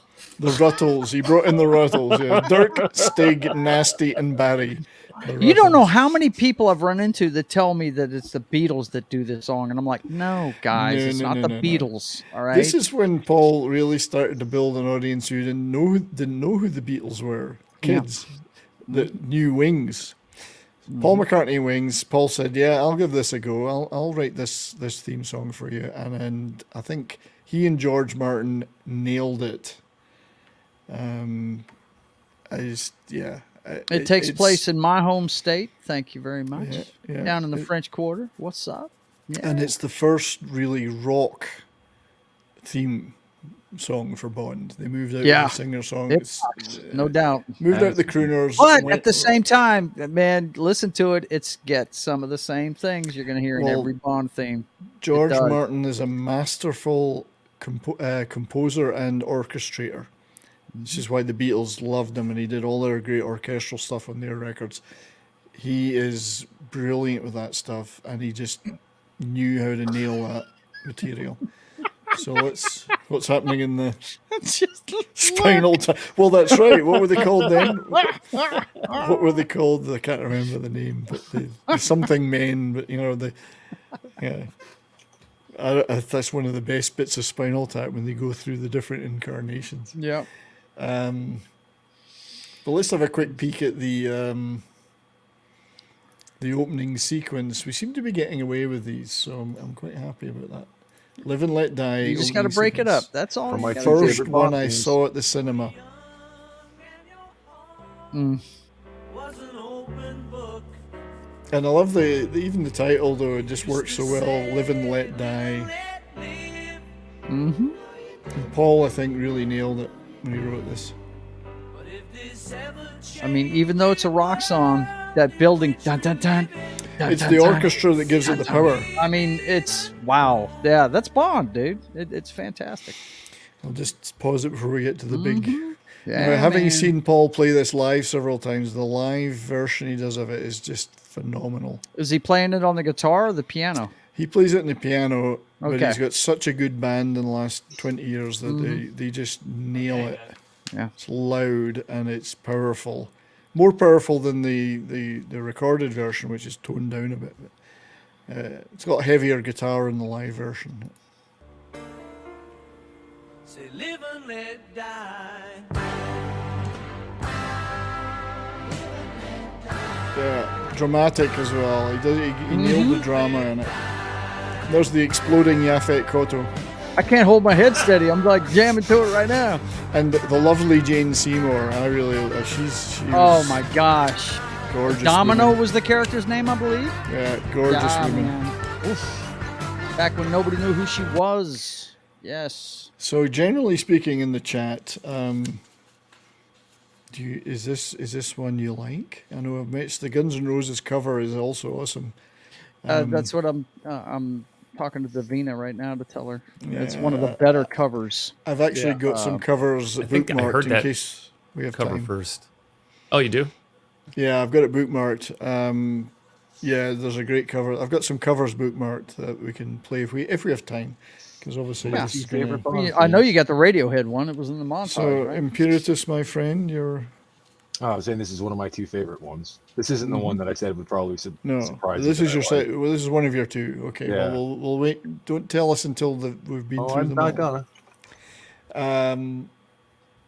It's certainly one. I wouldn't be no surprise. It's one of my favorites because I'm a huge McCartney and Wings fan. So I've got all the triple box set, special deluxe editions of the albums.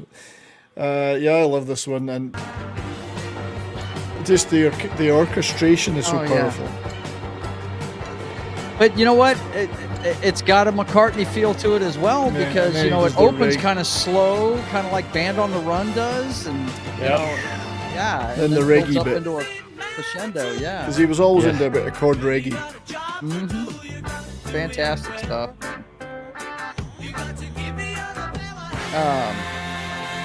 And you could still scream at that point, right?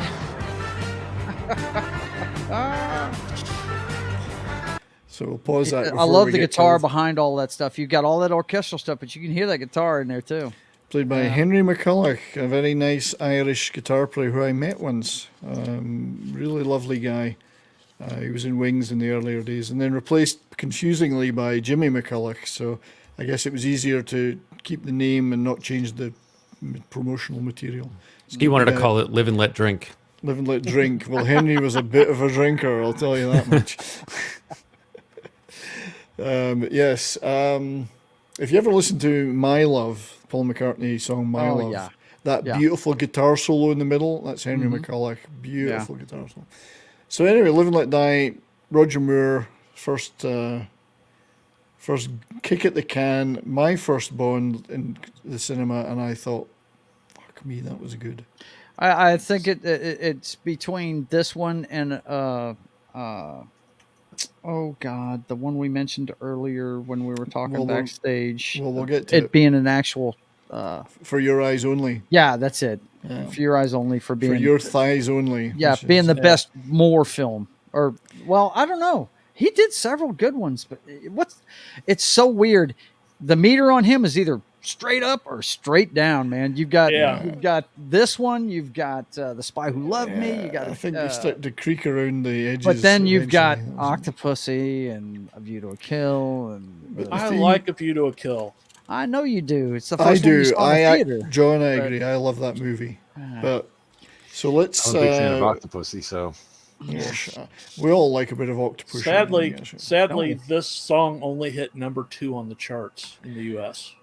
And it didn't even get that high in Britain. It made top 10, but just, which is a shame. I was thinking number 1 material, definitely. But it says here that it reached number 9 in Britain. Yeah, it didn't make the top. It didn't make number 1, which surprised me because it's a killer song. Oh my gosh! If you've got a band called Guns N' Roses doing a cover of it, it kicks ass. No doubt. It's still one of McCartney's favorite live songs to play because he can do all the explosions and stuff and cover versions. Well, we'll try a quick peek at it, okay? Guns N' Roses. They'll probably take us down for this though, because they're notoriously bad for taking people down.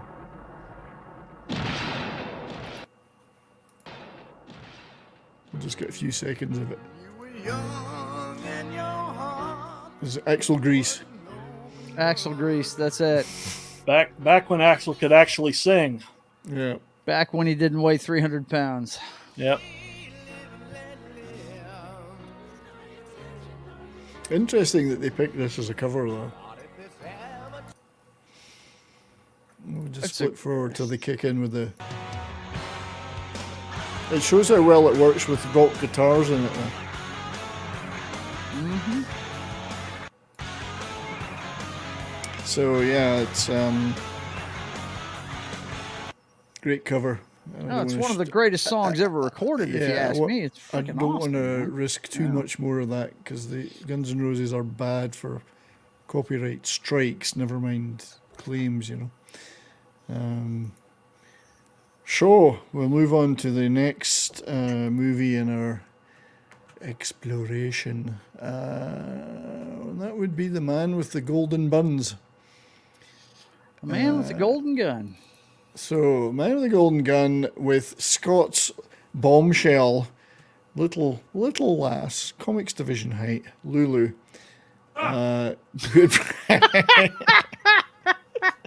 The plane, boss, the plane. 5'9" is not that short. He's sorry, Red Shirt's right. Solitaire was Jane Seymour's name. Domino was in Never Say Never Again. That's right. Domino was Never Say Never Again. Kim Basinger in Never Say Never Again. Yeah. Solitaire. Lulu, That's right. Because she ran the tarot cards, right? Yeah. I don't know if Lulu was ever known in America. She had a hit with a cover of Shout in the 60s. You know, the old Isley Brothers Shout. Mm-hmm. She had lungs of steel. She really was for a little lass. And then To Sir With Love was a big hit from a movie with Sidney Poitier. Mm-hmm. But I'm not sure she was really that well known. But she got the gig to do this one, and it's, yeah, you know. Is she the one with the lemons? She's got the lemons. Lululemon? Hail E. Clay.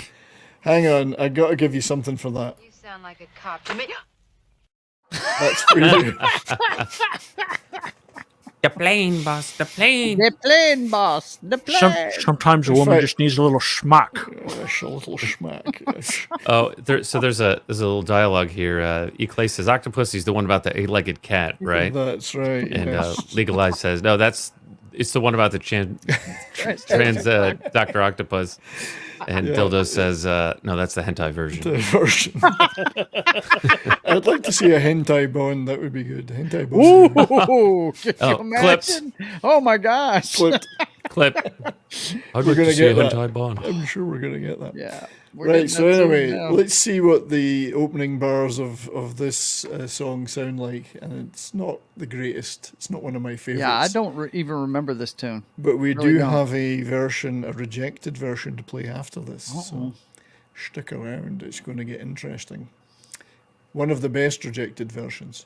I need to stop doing Sean because we're into the Roger Moore era now. Yeah, you need show some respect to the Moore. Yeah. So the man with the golden man was buns, a saint. He was. We learned something today, aren't you, Gary? I do like the horn. Opening. Yeah, it's typical Bond stuff at the beginning. Then you get the wow electric guitar, you know, the wah guitar. Which to me is cod rock, I'd call it. It's not real rock. It's kind of fake rock. The kind of thing that's played by a guy sitting in a tuxedo in an orchestra. He's playing that electric guitar, you know.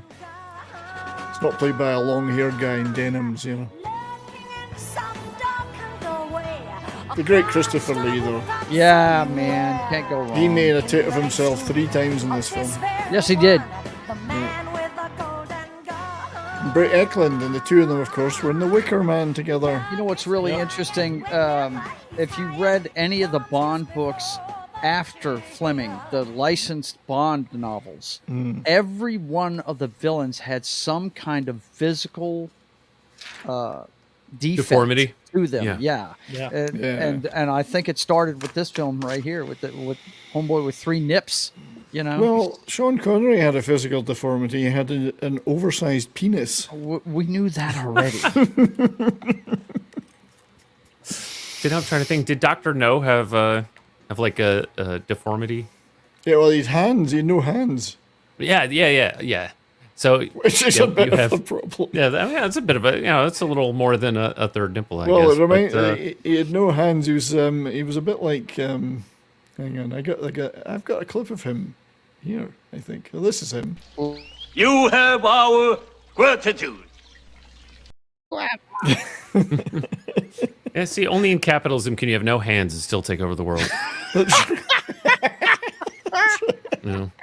And I think I must get the clip where he's got the dildo attachments. I'm trying to think. Did Robert Shaw in From Russia No with Means Love Yes. have a deformity? I don't think he did. No, he had an oversized Goldfinger physique. didn't. But Well, Largo. you could say he did being overweight. Well, okay. But he could lose weight. But it became such a spoof in all the Bond parodies, including Austin Powers, that the villains would have some kind of strange backstory, some international bizarre backstory, and some kind of physical deformity. Right. Yeah. And they would Largo live had in a an missing underground eye. volcano lair. Which one? Largo from Thunderball. He had a missing eye. yeah. He wore an eye patch. So it's only an idiot would have the underground volcanic lair in an active volcano. I'm sure that.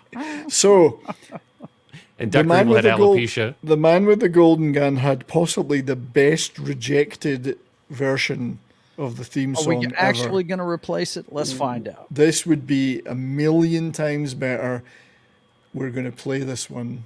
Oh, I keep going to the wrong freaking thing. My apologies. And Silverbridge. Turk is right that Manga Bond is Golgo 13. Not that's hentai, right. but racy nonetheless. So Alice Cooper. I'll have to check that out. Go 13 is the title? Alice Cooper's Man with the Golden Gun. Alice Cooper? Yep.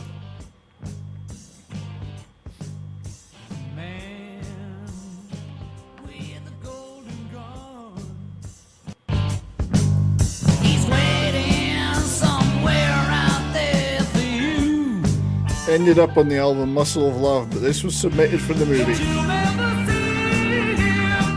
He'll be looking for you. The man with the golden gun in his pocket. Oh. It's already 1,000,000 times better than It's the 1,000,000 movie. times better than the one we got. Yeah. They just need to add some horns to that.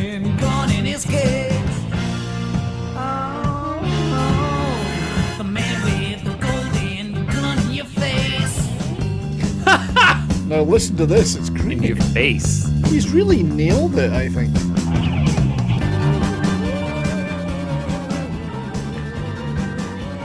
It does sound like a movie song. It sounds like the frantic love child of the Bond theme and the Scooby-Doo.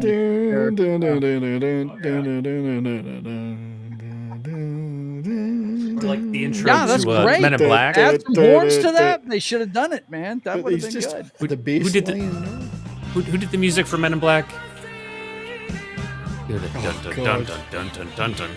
Can't remember now. Somebody in the chat will tell us. So Eclay doesn't like it. Neither does Dildo. I think it's great. I love it. It's better than the one that they got. It's more exciting. It's more fun. It's more upbeat. And he's even put all the flourishes in you want in a soundtrack theme. Especially for a Bond movie. Yeah, I mean he's nailed it. I think, but for some Oh, reason, Danny Elfman. So Danny Elfman did Men in Black. Yeah. Did he do Men in So Black? possibly the greatest rejected Bond theme ever. Yeah. Should have gone Which with I that one. accidentally brought up early. You did, but that's no. But this that's is okay. Good. This is That's good. all right. We have no. The flow is meant to be disturbed. We can cross the streams. This ain't Ghostbusters, buddy. We can do that. Yeah. So that was the man with the golden gun. The next one I is love it when Alice says the gun in your face. in your face. It's so Next direct. one is For yours, a for your movie right. that really Spy Who Loved Me. when Is it, that next? yeah 77 The Spy Who Loved Me.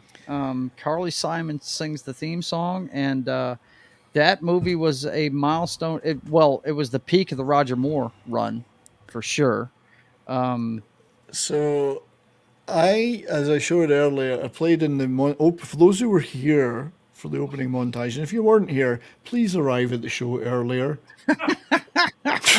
We have a start time for a minute and for a reason, people. It's right, because you're going to miss the 2-minute opening montage, and I spend a whole day making those. So The show is free, folks. the Doesn't show's cost free. you anything. Well, it's not free if you decide to use Stream Elements to support the show, because whiskey isn't cheap. Teach me how to use that, man, And we because- have some tips, and I am about to take a break to put them on the screen. So You're always sharing your tip.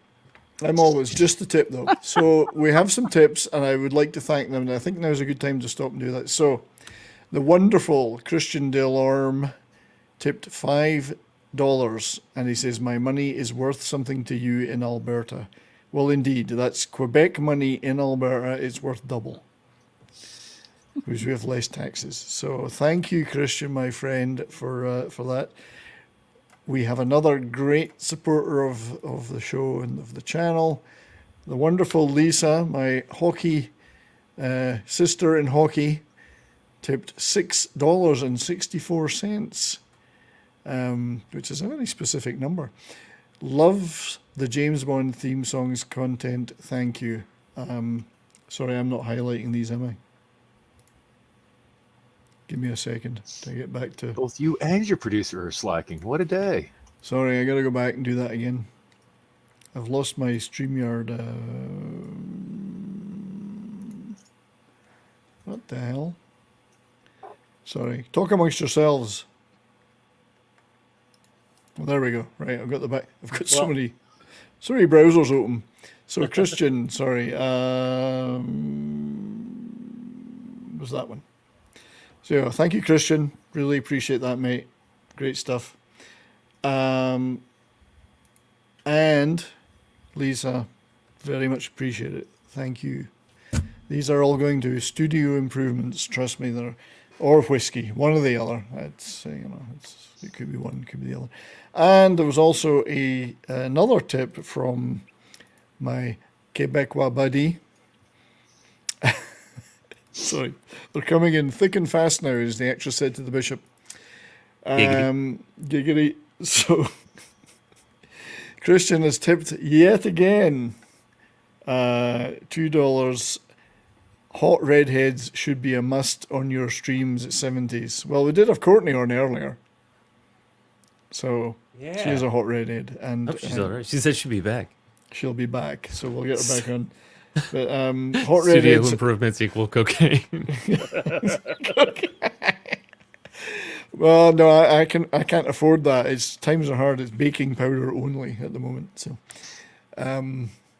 and there was one more who comes from a very, very famous person. Has decided. This one's from a famous watcher of the show, and I didn't realize he had his own separate existence, but he does.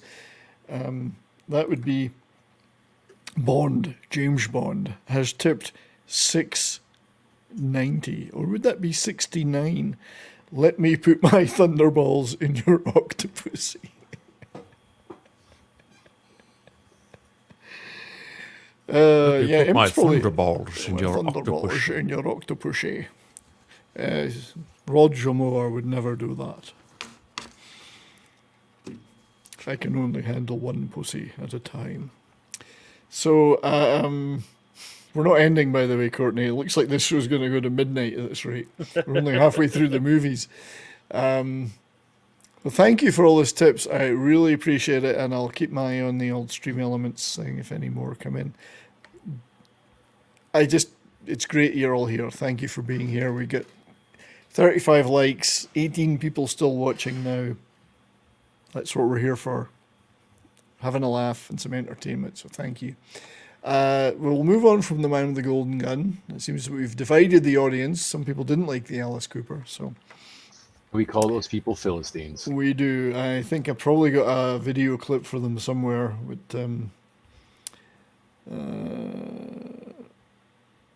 it could be this one. Freeze! The bloody bastards!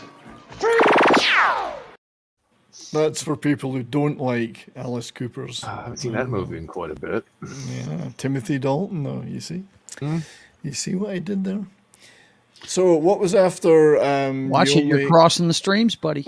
Oh, we were going to do For Your Eyes Only, weren't we? Yep. Nobody does it better. Nobody does it better. Carly Simon. Nobody does it at all. I hope you like the Radiohead version in the montage. For those who didn't see it, I might play a little clip again. Yeah, it was cool. It wasn't bad, you know. Threw me off. I was expecting Carly. Exactly. So let's do another one that made it number 2 in the U.S.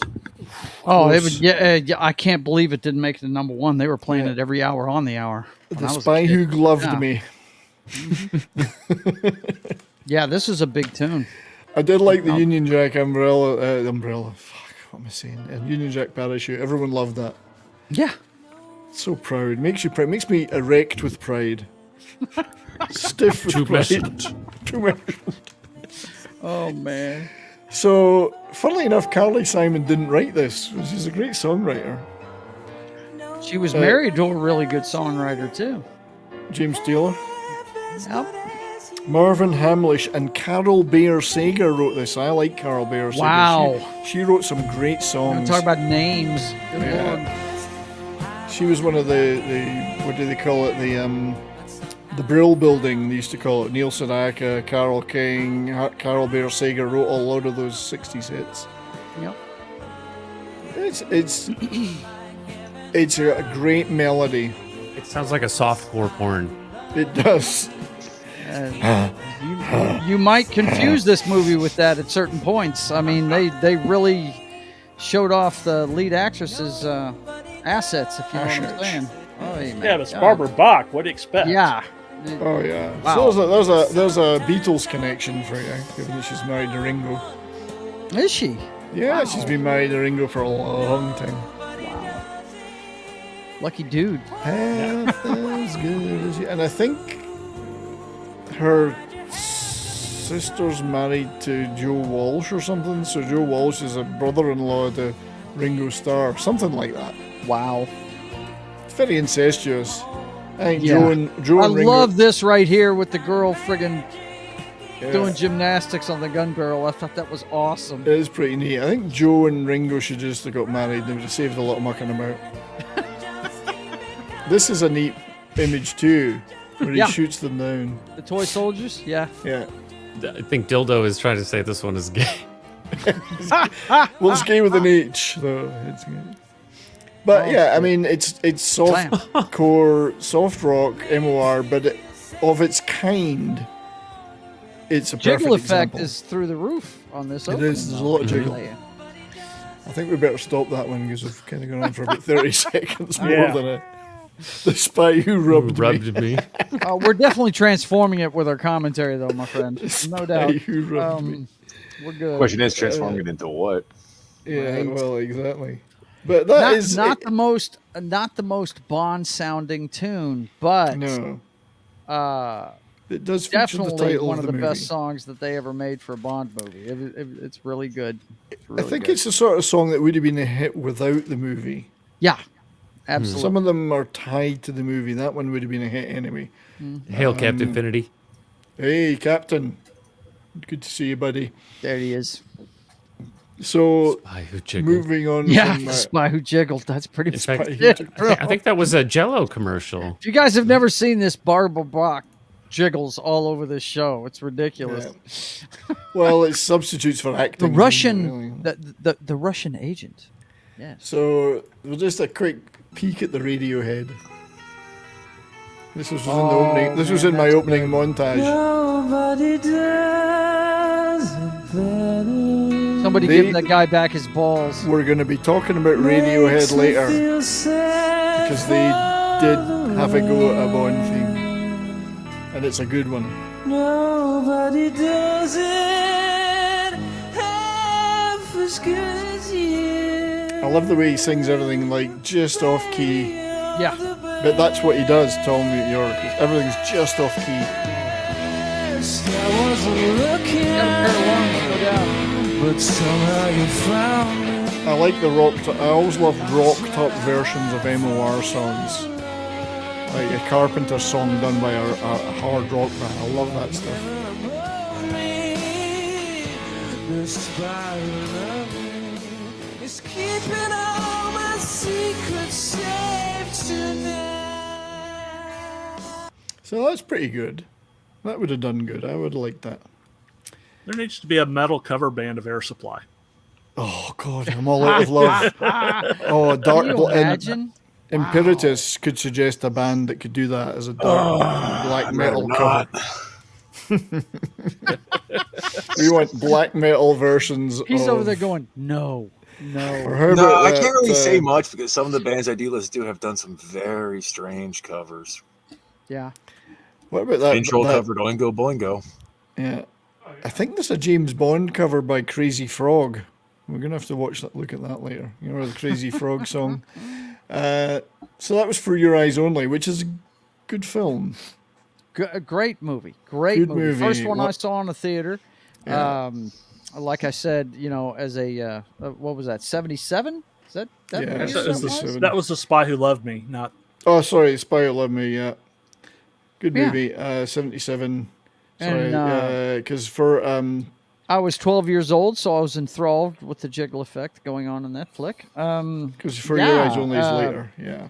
But what I really dug about that movie, and you guys are going to crack up, man, it's the fight scene when they're trying to get control of the ship. I thought that was awesome. The two armies, and anytime they had two armies clashing in a Bond movie, I thought that was great, dude.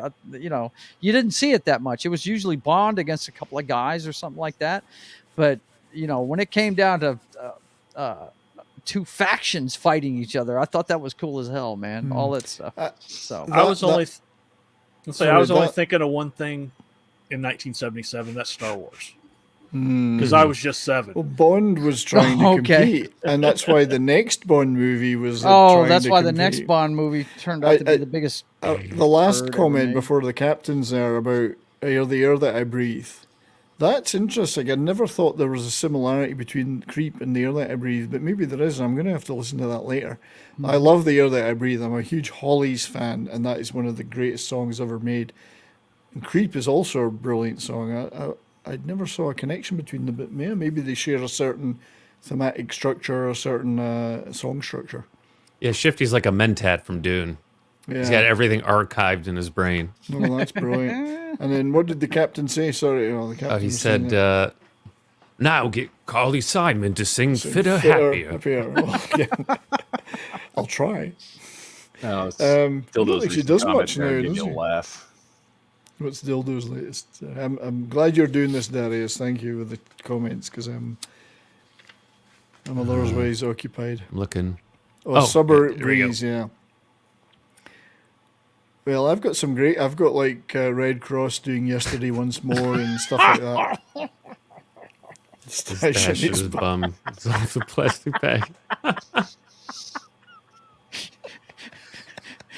Dildo, you are priceless, man. God almighty. Oh, God. You are good for a gut buster every freaking stream. So we better move on time-wise. So Moonraker, James Bond in space. It's like Fast and Furious took years to get there. So did he. I think the only person that wasn't going through the motions in this show was Roger Moore himself, because he never went through the motions. I don't think Jaws was either. He always committed to everything. Jaws was giving it some... Jaws may be the best thing about this movie, him and his new girlfriend, right? His girlfriend, You want to talk about Swedish jiggle effect, right? She's lovely. The blonde with the ponytails and everything. Wait a minute here. Wait a minute. This is one of those... this is one of those moments, what do they call them, when people believe something happened and it didn't, but they're convinced? Okay. Darius, what do you call those? The Mandela effect? Mandela effect. Oh, like, Did she have braces or not? No. No, she didn't have braces. Because I distinctly remember her having braces when I went to the cinema to see Moonraker. Klobby talked about this, and he finally got confirmation. I don't know if it was Mark, but we got confirmation that she did have braces. She did have braces. That's probably why Jaws was attracted to her. So they edited it. Probably what it was. Well, right. It's because of his Jaws. It was thematic. Like he finally found a partner, but I think they edited the braces out so that people wouldn't think she was a child. That's stupid. Because I was convinced There's she plenty had of them. adults that have braces. That's just dumb. Mm-hmm. It was the whole point. point. Davina remembers. Clay remembers. Yeah, it was the metal in the mouth was the whole point.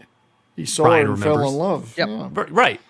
Right. But yeah, I don't know if it was a Okay. remaster, but they did edit that out. Mm-hmm. So anyway, Moonraker, regardless of its flaws as a movie, also did unfortunately have one of the weakest Bond themes. Absolutely. Which was kind of done at the last minute with Shirley Bassey. I think a few other ideas had been kicked around and didn't work. Was it called Moon Me and I'll Rake Ya? Moonraper. Yeah, Moonraper. Actually, Moonraker sung to the tune of Goldfinger would have been better. But, Yep. so I don't even know if that's Shirley Bassey. I mean, it doesn't look like Shirley Bassey. I don't know. Uh-huh. I've never seen Shirley Bassey. Yeah, I always, believe it or not, I always imagined Shirley Bassey as a black woman. I always She is. did. Yeah. She is. I imagine her having awesome hair. Southern Viking confirms that it made it to cable with the braces. Okay. So that's Shirley Bassey. Okay. So Oh, yeah, I she don't does have great hair. She does, and I don't. Great pair of lungs. I don't think that woman on this Japanese or cover is, or if it's Japanese, it looks Japanese. If that's her, that's My Japanese and Korean and is a bit She mixed definitely up. looks different. That's Japanese. Yeah, it looks Japanese to me. Mm-hmm. The characters are different from Korean, but Yeah, it's big something. The first character there is big. Hmm. I can't make out the second one. I watched a great Korean movie last night, The Good, the Bad, and the Weird. And What a great name. It's great. It's a kind of a take on The Good, the Bad, and the Ugly. If you've never seen it, it's mental and it's really good. Good, the Bad, and the Weird. Yeah. But was she a replicant? Yeah, She was a supplicant. Supplicant. You know, Very now- simple. She was Now she was an ointment. Now that you mentioned the braces, when you were talking about that, I had a flash in my head of her smiling at him with the braces. Mhm. Yeah. Yeah. And So- he fell in love because it was metal in the mouth. Yeah, exactly. Yeah. Your red shirt says they took the braces out. Get out of town. Yeah. And It's one of those they did- things where you're like, am I crazy? Are we all crazy? The captain's probably seen it. He'll know that. He'll have seen it in the cinema as well, like I did. But this Moonraker theme is kind of dull as ditch water. I think it's pretty dull, and it's not the best movie.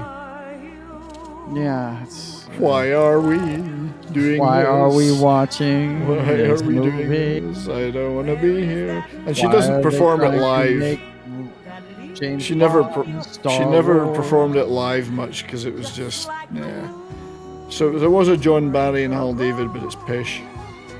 So they tried to copy Star Wars with the space and the lasers, but they didn't. Oh, they didn't, yeah. They didn't It give was it that energy in the music. And Michael Lonsdale was a reasonable villain, but he was wasted, I think, in this. Jaws was good though. You're absolutely right. Draco was a very cool character. I like But Draco. Yeah. man, what a bad movie. I got to meet Richard Keel several times. His hands are freaking huge. Oh, I'll bet they were. Yeah, And forgettable. He's you know what they huge, say? Big hands, big gloves. Right? Yeah. I don't want Boring. to imagine. That's okay. Thank you. So wait, what does that mean for Dr. No? He has no hands. He's no hands. Does this mean he has no? He's a Ken doll. We don't know what else he was missing. Yeah. All right. So we're Bryce moving Day on. sums up his entire contribution with "The world is not enough." Yeah, that's right. We're coming to that, so we're going to move on from Moonraker because it's just not worth any more of our It's time. not worth any more. So then of our it's time. For Your Thighs Only, I think was next. Yes. For Your Thighs Only. Yes. Sheena Easton, Louis Scott's lass. Yes. We Scott Lass. Aye, she's lovely. Yes, she is. And yeah, I mean, it's so good that they kept her on the opening montage. She is singing right there at the beginning of the movie. Yeah, Yep. so let's get that one on the old. You see the playlist. It's true, Your what the Honor. build it is. Dr. No has no dick. Sorry. So let's have a wee look at Sheena, and we can see her on the credit. See her Love on the this. opening of this one, man. Yeah. I love this movie. I It's struggle pretty with good. which one's better, this one or So The this Spy Who Loved Me. this was the one and only Bill Conti score, and he wrote this song with a lyricist who I can't remember. But Bill Conti did this. No sign of any Rocky though. I was hoping Rocky would make an appearance in this. You can see so much in me, so much. Still, Now, there the was a only- rumor that the Bond girl in this one actually was a guy with a sex change. Yeah. Is that Yeah, correct? yeah, I think so. I heard about that. Who was the girl? T'Pol. No, T'Pol's a guy. T'Pol's There's in a the rumor movie. that T'Pol was an older Russian. Oh, that's actor. right. I'll have to look I thought up, T'Pol was a Vulcan woman in Fiddler Enterprise. on the Fiddler on the Roof and Flash Gordon. That's only Right, two of the that's things his, I can remember. that's his credits. And this movie. And he's good in this movie, too. He is good. I like T'Pol, but I actually like the plot in this one. Yeah, Caroline It was Cossack. harder. Isn't this I the one where remember he, that being a big deal in this Tula. movie. Isn't this the one he kicks the car off the Yes, mountainside? that's yeah. it. Yeah. Which is very Arnie. It's a very Arnie thing to do. Oh, yeah. He definitely, Roger was not playing around in this one, man. He really wasn't. And This is probably the toughest Roger ever looked I in a think movie. Was in this Lynn one. Holly Johnson was the singer in Frankie Goes to Hollywood, I think. But that's a Oh, British tribute, no, no, I just looked up Chaim Topol. He was from Fiddler on the Roof. no, Yeah. Haim Topol. No, You know no. Topol, Haim Topol. No. It was a T name. I knew it was a T name, but that's why I thought it was Topol, but it's Tula. Right. So, I not always a bad pronounced it theme. Topol. I guess I'm. Not a bad theme, but there was an alternative that was rejected. And we're going to look, if I can click on the right bloody thing, we're going to look at it. So, another band, a band did a version of a song called For Your Eyes Only, submitted it, and it was rejected. It was actually Blondie. And it's been mixed to the same Gotcha. opening sequence by this guy, Gonzalo Lopez, so thank you, Gonzalo. This is Blondie's version of their song. Funnily enough, Sheena Easton's still singing it. No, not really, but it's not a bad song.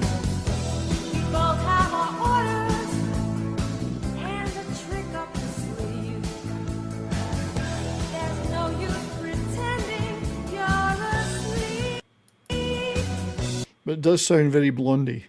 It's you can tell who it is.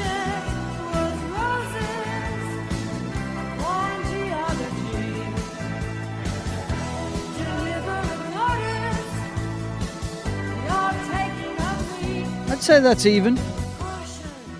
It's You not could a have bad used either song. one. Yeah, not a bad song. I'm kind of, I'm kind of on board with Sheena Easton a little more because I just think she's a whole lot better looking than Debbie Harry. But Well, I think the one they went with is a bit more movie oriented. This is Right. much more just a Blondie song. but they could Not have bad, used though. it. Not They- bad, They yeah. wouldn't have lost points for using that one. That's So for that sure. was another one of the rejected ones. Taking these off as we get to them. There was actually many more. I've only marked a few of them to because otherwise we'd be here for 3 days. Not a bad movie though. It's one of my favorite Roger Moore's. Maybe even my favorite. it's you know the best three Moore movies are the first one, Live and Let Die, The Spy Who Loved Me, and this one. Yeah, and this is probably the hardest one of the three, where he is. It's the least. It's not a world-threatening threat. No, It's a contained but story, and he's it's quite hard. definitely the superpowers. It was made around the time of the wall about to fall, Mm. right? And yeah, it was definitely a Cold War saga. You know, Yeah. enjoyed it. I I think did, what it was, they were trying to get back a code. Yeah, it was a sunk delivery code that device for a British submarines or something submarine like sunk that. or Yeah. something was sunk. Yeah, Yeah. but they kept it tight, a tight plot, and Roger Moore played the hardest version of Bond I think I've seen him play. Yeah, so- he was a tough guy in that movie. He really Yeah. was. So he still remained the gentleman Bond, which he always was. But when he was dealing with guys that were trying to beat him up, he beat them up twice as the bad. scene It was where he pretty kicks good. the car over the edge of the cliff is Yeah, very he had- Arnie. It's very Arnie. As they say at the end of Midnight's Edge, a zero fucks given, right? So Koalas in the rain. Exactly. So Yeah. the next one would be Octopussy. And you can tell, can you tell it's the 80s? I don't know, there's Yeah, something you can. 80s about this. Rita Coolidge, who actually does a really, really good version of a Boss Skaggs song called We're All Alone, which is one of my favourite songs of all time, but I'm not a big fan of this song. Speaking of redheads, Oh, hi. Hey, there she is. hey, Courtney. I don't Good know to what my hair looks like right now. Good to see you back. But Are you yeah, turning it Rita off? All right, I'll put Joe back up. Oh, okay, you're back. So Might as well.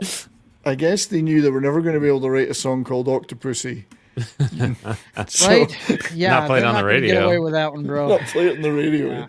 So they decided to go a slightly different route, which would be just a song that has nothing to do with the thing. And I think this was another one of these. Was it Marvin Hamlish or somebody? Who wrote this Octopussy All Time High? Oh no, this is Tim Rice. This is composed by.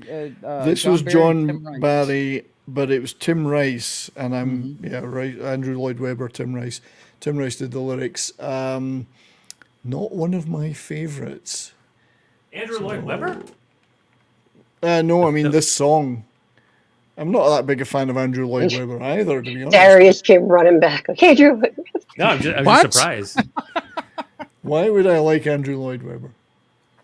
Can I go Other back than- really quickly to the Blondie thing? It sounded like Rapture. It did a bit. It was very, very 80s Blondie. Yeah, and I love Blondie. I just don't know yeah. for that, so I'm kind of. I guess you could say it was a little bit bland, though. It was. You can always pick out Debbie Harry's voice. She's got a distinctive voice. So anyway, so this is what I'm looking for. Did you know that Debbie Harry invented rap? Yeah. And you don't stop She till did. you punk rock. She That was did. one of her lines. Rapture, in fact. I think it wasn't she invented it. It was just the first time it was. She featured it. Yeah. It's just as well as she wasn't a country artist, because that would have been C-rap. And that wouldn't have been good. No. Octopussy, here we go. I was trying to avoid playing it. And it's got that saxophone that I hate. Yeah, this is Like, pure '80s, man. I Every detest- soundtrack. Yeah, I detest that Isn't that Bill saxophone. I think it was Bill This is Clinton so on the sax. so '80s It's just wow. Not a bad. The movie was okay. It did feature that bit with the Indian version of the Bond theme. But that was the tennis player. That guy was a tennis player, professional tennis player. I can't remember the actor. It'll tell us here. Louis Jordan, and not the greatest of villains. Dude. Oh, Stephen Berkoff, though. Great villain. I love Stephen Berkoff. Anyway, yeah, the Indian secret agent, Vijay Armitage, played his Indian contact. And he's a tennis player, professional tennis player. The Quiet Store. You see? You learn something every day. Sexy saxophone. Yeah, see, Captain is echoing my comment. What'd Yeah, you say? it is. Cinemax. It's Soft porno. Yes, It's the Kinemax. Red Shoe Diaries. Red Shoe Diaries. Cinemax. tones. Yes. I'm not a big fan of We've heard That's enough. funny. Oh, man. Thank you, '70s. We've heard enough. We've heard enough. That sounds like it was directed by Robert Burnett. And the funny thing is, this did go up directly up against Sean Connery's "Never Say Never Again" at the box office. Octopussy won. It took more money. The song is still better than Spectre's and No Time to Die's theme song. Absolutely agree with that. Yeah. Or do I? We'll find out in my least 5 favorites later. Okay, so we're moving on from Octopussy rather quickly. What was next? View to a Kill? Next is the only song that made it to #1 in the U.S. So we to did. be a It was Bond song. it was a View to a Kill next. Yes, sir. Yep. I love that 45 RPM single cover. I wish I had Do you remember the video? That's very cool. Oh, Do yeah. you remember the video? At the end of it, the singer was like, Bond, Simon Le Bon. I don't remember that. Well, oh my gosh. did you notice? So you did notice in the montage, I used a live performance by Duran Duran from Coachella in 2011, and they started with a Bond medley instrumental, and then Simon Le Bon comes on with a white tuxedo and sings "A View to a Kill." Wow. It's a really great. It's on YouTube. Really great stretch of stuff, but they do a couple of Bond things and then lead into "A View to a Kill," and that's why I put it in the montage. It's really good. Yeah. So yeah, we can certainly. Oh God. Yeah. Certainly hear a And bit at of that. Coachella, all the people were they were seeing the psychedelic intro visuals. Yes, and I used a bit of those from the Goldfinger one. I took the actual Goldfinger Bond one out and put that in. Very clever montage, I think. Patting himself on the back and filleting himself at the same time. Okay. Here, oh no. We'll talk about Never Say Never Again later. It was in the same time period. And this would be There my you other go. favorite 70s. Turn that up. a Oh, little bit. you've given the game away. Ooh.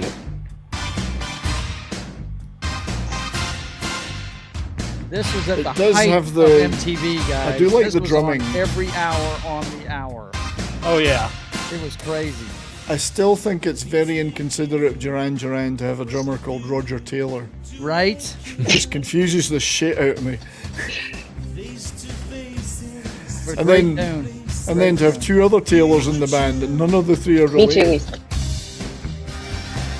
And Grace Jones was brilliant. Oh, yeah. Come on. Having her as a Bond girl. One of my favorite Very records cool. of all time is La Vie en Rose, done by Grace Jones. Brilliant. Just slip that in there. That's what he said. Christopher Walken. Oh, what a great choice for a villain. You know, he heard this Mr. and said, Bond. I need more harmonica. I got a Mr. fever. Bond. I have something here for you, Mr. Bond. What a great No one tune, topped though. Brahmable with the walking. Yep. Oh, I know. We do it. I get him to do it all the time in our hockey thing. I do Connery. It's sad. so he I does haven't Walken. heard this in years, and I still know every word of it. I've listened to it, I don't know, about a dozen times in the last 3 days. And I actually enjoyed this movie. Yeah. A lot of people were not as keen in it, and I know you can see that Roger Moore's getting on a bit, but regardless of that, it was a great villain. It was great having Patrick McNee in it. Kind of a crossover then from the Avengers to Bond.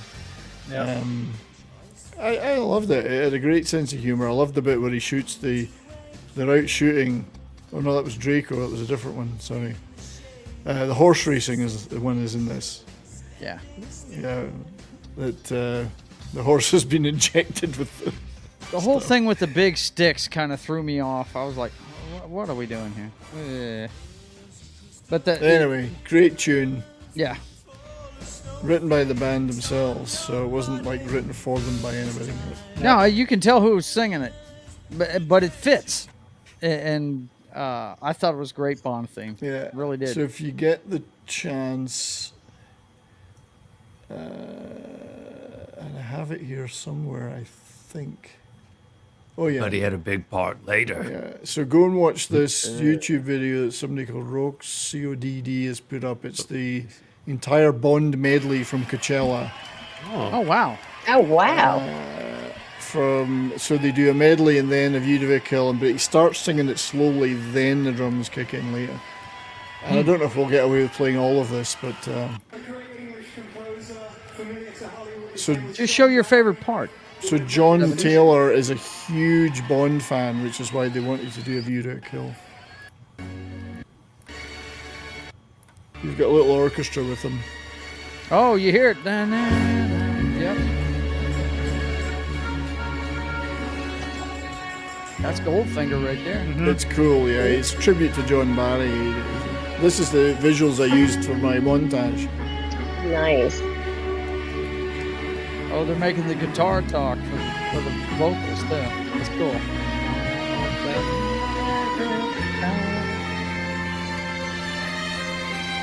It's really good. It's nice. They did a good job. Yeah.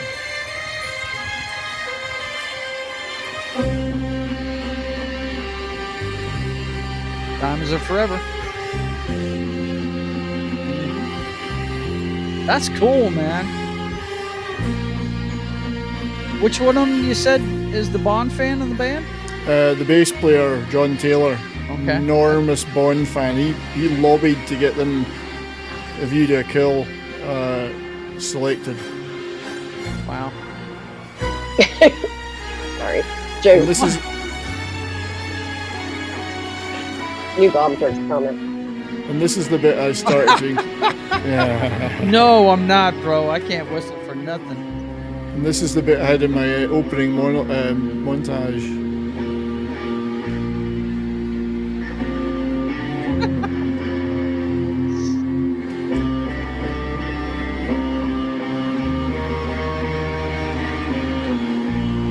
I would love to have been in the crowd for this. Yeah. And now he's got the white tux on.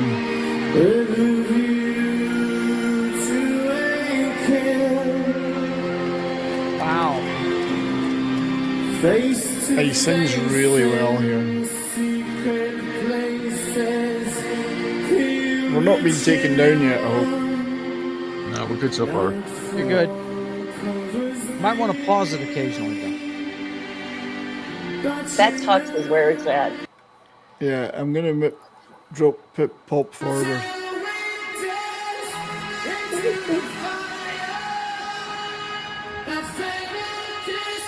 That must be a girl thing, liking the white tux, because most of us don't like the white tux. I like it.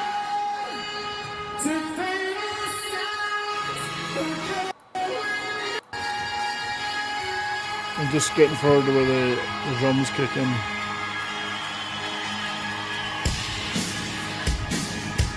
Yeah. I love the visuals as well.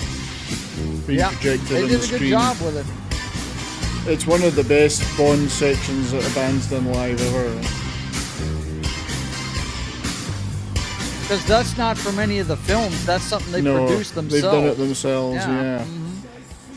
Anyway, check that video out on YouTube. And it's beautifully performed. I give them huge props for that. Coachella, I've seen 2011. Okay. I've seen Duran Duran 3 times. Oh You yeah. can put the link to that in your description when you finalize this thing. Yeah, I'll do that. Yeah, I'll put it in the private chat for now.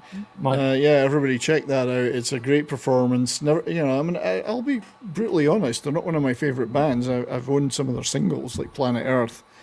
I bought when it came out, and I always thought, nah, not my cup of tea usually. But this, fucking awesome. They nailed it. My girlfriend in high school was a big Duran Duran fan. Hence, that's why I was I've a seen fan them of 3 theirs. times. I'm not gonna lie. I dug. Oh, their I liked music. them, but Yeah. you know, I think everyone I don't know. Everyone likes Bon. Yeah, I just noticed. I don't know. I think everyone likes Duran Duran. So everybody in the chat, I hope you're still all okay. I know there's a lot of music to cover, but we're still hanging in there. Glad you're all here. We have still 20 watching, which after 2 hours plus is incredible. Thank you all very much. We're going to now push through a few more because we kind of went in a diversion there. Next up after View to Kill would be the start of the Dalton era. So we're talking, hang on, we're talking. And just like living all the bit of that, Pet Shop Boys. Pet Shop Boys. the This is Living Daylights by the Pet Shop Boys. So it's called Must Be the Place I Waited Years to Leave. Now they developed the song and put it on one of their own albums later with a vocal and everything. But right now, this is the demo they did for Living Daylights. I think I kind of dig this a little more. I like it. I would rather have had this. Yeah. Yeah, I was fixing to say this sounds better than the Aha thing that we got. Yeah. And this they did as a demo. I mean, imagine what they could have done if they'd been given the go-ahead to complete it, you know? Right. However, they did end up completing it for their own album, one of their own albums. It's a live favourite of theirs. I quite like it.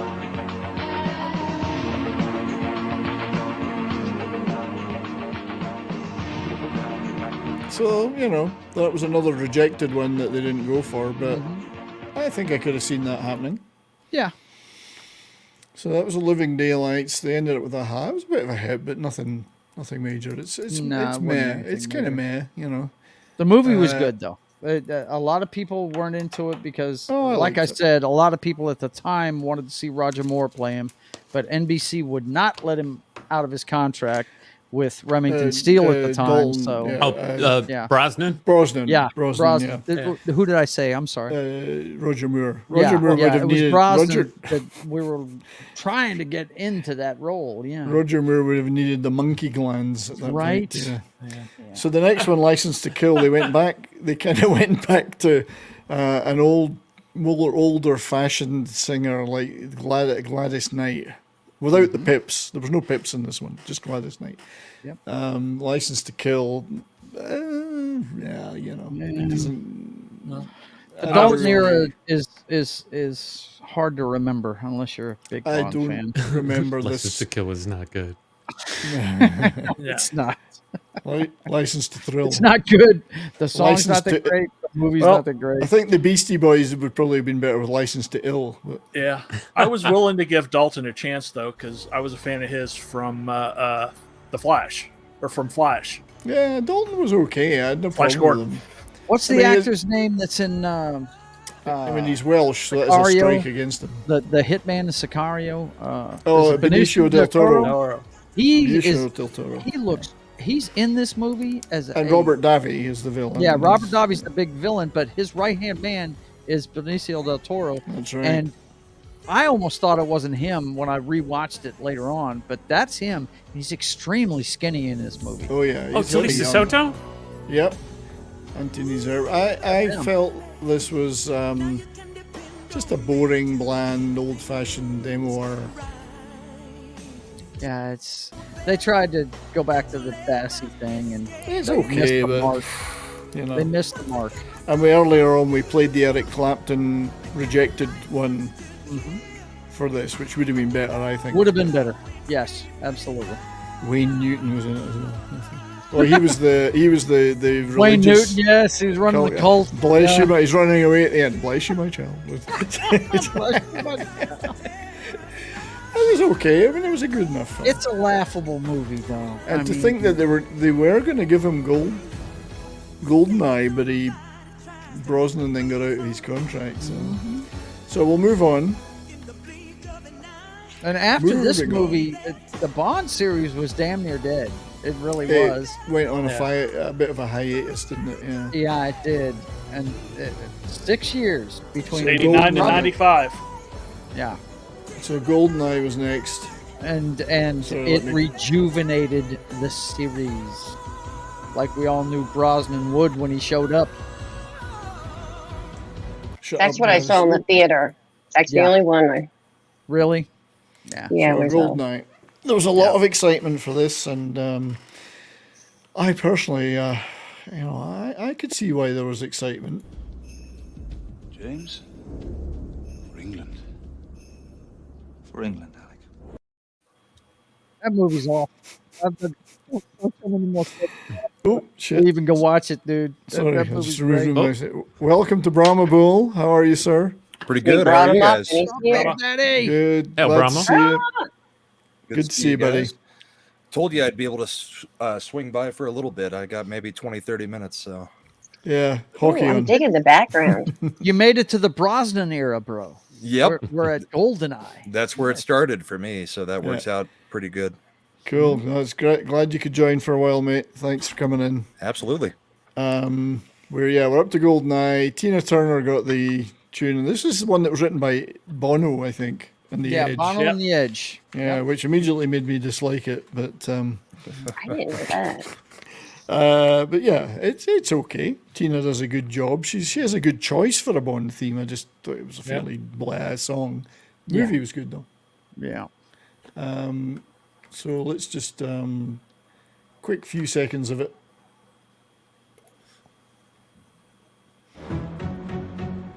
Yeah. Oh.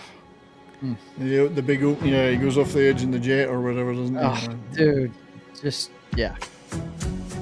What a movie to make a comeback with, I'm too. telling you. Alan Cumming was quite funny in it, the computer guy. What's the guy we were talking about earlier that played the Russian, passed away just recently?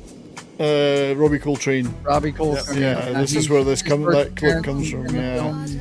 So they introduced a few new recurring characters, but Sean Bean, you just know he was going to die. Of course. Got a hideous death in this movie too. Oh my god. I love Sean Bean. Hey, Polly. And hey, What's up, Polly? Eddie. Moonraker, you amateur. I've seen them all since Live and Let Die in the theatre. Good to see you, buddy. Yeah, not a great tune.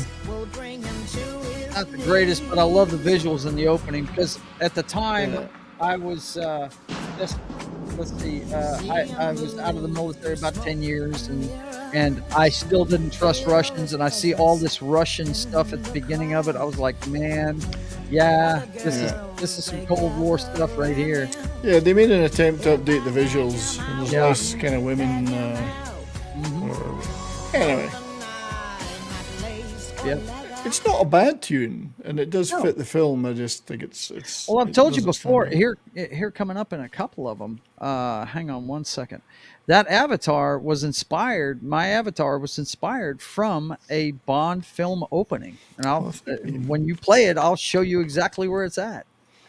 Well, and it's a Brosnan movie. We're not there yet, then. I know.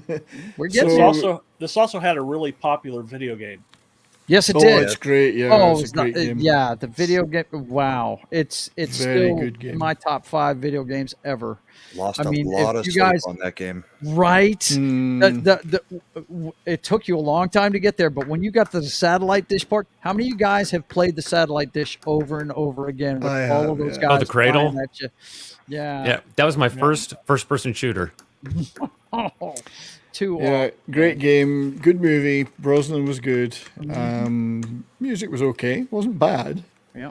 Sheryl Crow though did "Tomorrow Never Dies," and you know what? I could not remember what this sounded like.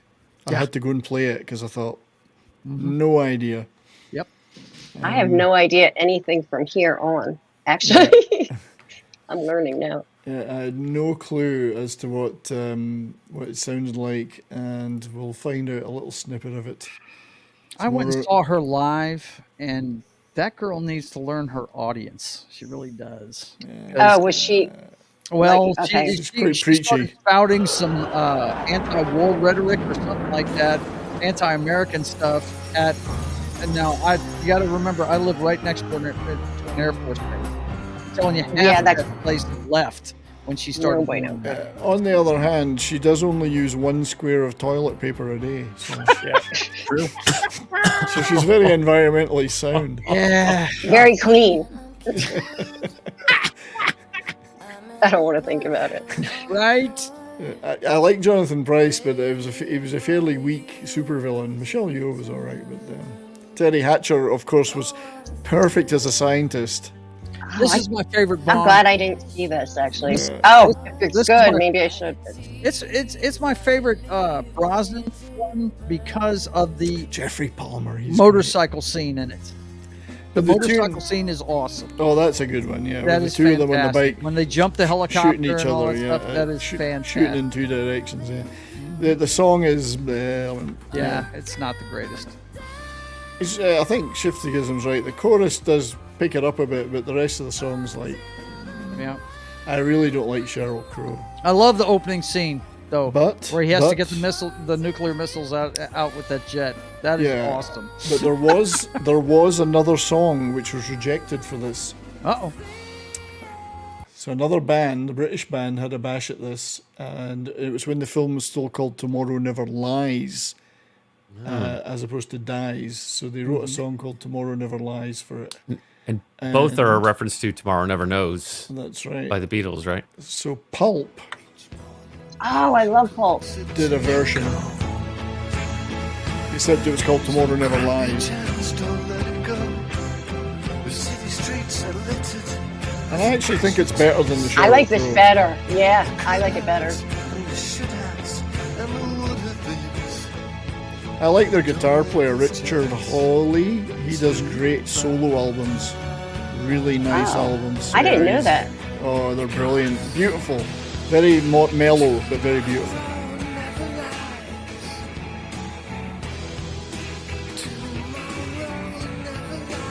It's not I bad. like that. That's pretty good.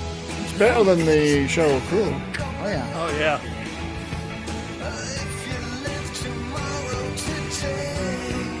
I can see that a little. Yeah. Yeah. Yeah. So I could most see definitely. using. Yeah, I could see using that one. Yeah. There's been a couple of those ones they rejected they shouldn't have. Yeah. Yeah, I would have taken that one any day. So. I would take that one over Well, the show. you know what they were doing? Sheryl Crow and Pulp. Which one's a bigger name? You know, At the time, who looks Sheryl better on a Crow, marquee, right? Internationally, at the time, Sheryl Crow. Yeah. Yeah, but Sheryl Crow's version is real. Pulp is fiction. God. Sound like a cop to me. Womp womp. All right. I will. Freeze! You bloody bastards! That's for you. And Take him to Detroit. No! No, not Detroit! No! No, please! Anything but that! No! To be honest, though, I thought Sheryl Crow's theme song was the sexiest delivered of the female theme songs. Okay. I'm not as big a fan of the raspy voices like Tina Turner and what was the other chick's name who did 3 Blassie or something? Shirley Bassey. Bassey. Shirley Bassey. Well, you got Carly Simon too. Yeah. Yeah. I like the delivery of it. It's not the best song, but I thought she did good on the delivery. So they picked their game up a bit for the next one, though, because they got Yes, sir. garbage. Garbage. Shirley Manson. Garbage. It's not that bad. World is not enough. With a great Scottish singer, That one's Shirley my Manson. daughter's favorite Bond movie, and that's where my Avatar came from. Is the opening of that movie right there? Very nice. Good. So we'll. This was The only much- difference is you'll see the woman. She's all the way to the one side of the screen. That's why it's half a face, right? And I think the sun's coming over her shoulder, and it's floating diamonds circling her neck. And I said, man, that would look cool if it was the pieces of a clock going around her neck. And that's why I've got pieces of a clock going around her neck. Well, Bond And I loves love giving the women pearl opening of this necklaces. movie right there. Pierce Brosnan always hanging around instead of getting on with it. Dude, do you remember how this movie opens? I do. Oh, man, that boat he's driving, I want one. Oh, that was awesome. Shirley Manson's a great singer. That's the two And the things first- Bond loves: the first motorboating and pearl female- necklaces. Exactly. No, the best dating advice that I got was from my friend, and he told me, find a man with a boat. Right, That's all the advice he gave me. Sophie Marceau, the first female supervillain. Oh in the yeah. Bond. Yep. This is the first one I saw in the theater on Thanksgiving with my parents. Yeah. Which was funny because it's a 3-shagger. Three shagger.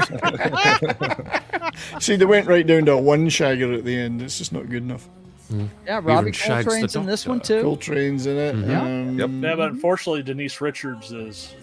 Yeah, but Yes, she is. No. Best wet t-shirt scene in a Bond movie ever.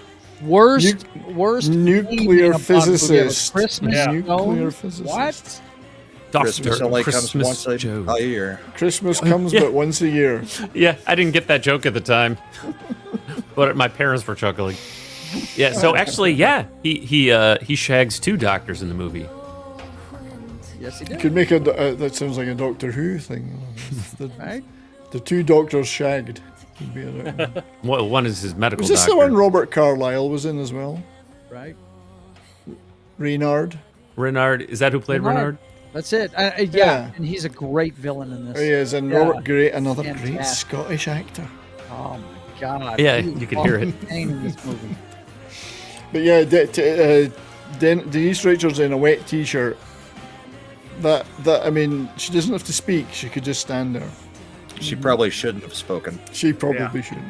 But anyway, nice slow-burning garbage song. I think David Arnold had taken over as the score writer now, and he co-wrote this song with Don Black. So David Arnold was now going to do like 5 movies or something, I think. Yeah. I don't know if he did the last one. Sophie Marceau. Sophie Marceau. Yep. So, good movie. Yeah. Good movie. Good song. Not bad. Wait, Shifty, are you thinking of Deus Ex, the PC games with the? I love those.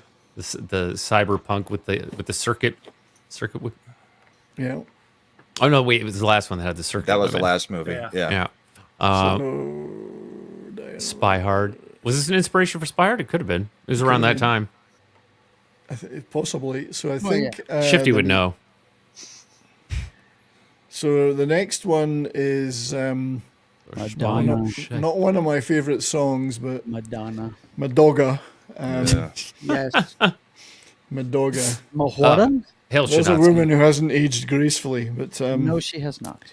Die Another Day. It's not actually my least favorite song, though. Funnily enough, it's okay if you like that kind of thing, and I think it's a fairly good song. I just can't stand her as an actress, but this, they went for the old electro disco, well, not disco, electro dance type sound. Die Another Day is not a bad movie as well. It's got some really over the top moments in it. That's what that's what killed it for Brosnan. They went overboard with the CGI, and that was the whole reason why they rebooted with Craig with the next one. They wanted to go back to the Connery days of him being I think guy and real stunts and. Didn't they have one more Brosnan after this? I can't remember. No, Well, this was his that last. was the last one Brosnan was in. Have I skipped one? No. No, you haven't. He was only in 4. Goldeneye, Tomorrow Never Dies, The World Is Not Enough, And Die this Another one, Day. he was only in 4. Right, okay. And Shanatsky, Tomorrow Never Dies is the one about the media. I do like Toby Stevens and Rosamund Pike, though, as actor and actress. I do like them. Toby Stevens is one of my favourite actors. He's really good. Deus. Ex Machina. Okay, he's thinking of Ex Machina. And I do quite like this effect. Sadana.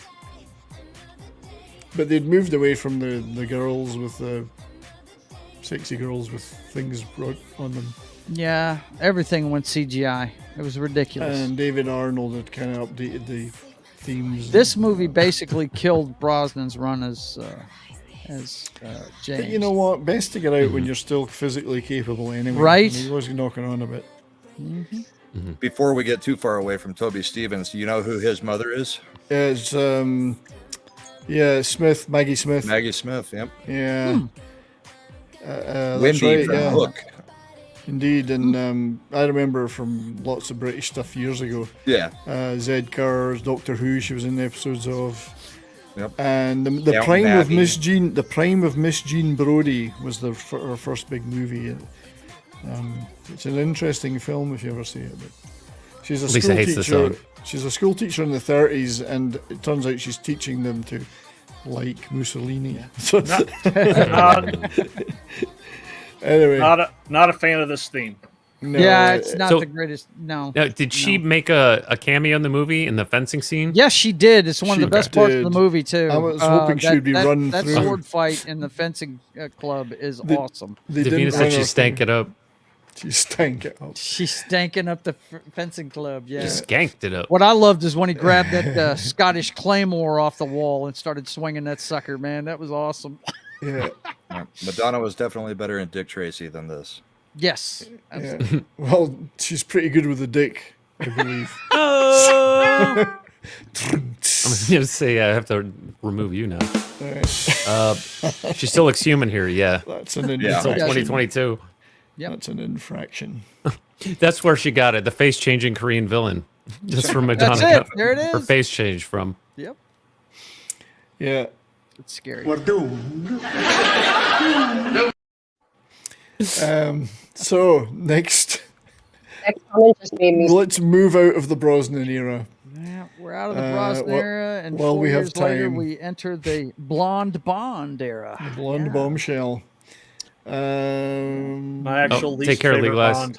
Oh, Legalize, good to see you, buddy. Thanks for being here. We're going to get you on a show again soon. Casino Royale. This is one of my favorite songs, and I love the animation. I love what It they did is with it. fantastic. This is one of the ones where it doesn't have any girls. It's just Bond Fuck kicking ass. me, at the if they're beginning going to of be, if Daniel Craig era is going to be like this is going to be good. Well, the intro was good. it. Yes, the intro was good. The movie was good. It They was. just didn't stick to it. But I love these graphics. Yeah, it's fantastic. If you're going to update it, I like those graphics. Yeah, they're awesome. cool. Yeah. And it just the song itself kicks ass. Yes, it does. I miss Chris Cornell. Miss him badly. Oh man. Miss him. Yeah. Rip. After seeing this movie, I was hyped. I was like, yes, Craig Run's going to be awesome. Yeah, I didn't think I was going to like him at all. No, and it was a revelation. This, I mean, I know there's been a lot of controversy since and flaws or whatever, but this was good. Yeah. I was excited after seeing it. Yep. And it That is is super kick-ass toxic. right there. Yeah, it was toxic in Yeah, this one. Those graphics are dynamite. The scene at the end and I love when he's falling down and then he turns into all of them, whatever it is. Yeah, there it is right there. Yeah, the different cards. Yeah, the different ass. song kicks ass. Yeah, and they did the stylized CGI. Yeah. And Eva Green has some of the best boobs in the business. Oh, so. God, yeah. Oh, God, yes. And she loves bringing them out. Oh, yeah.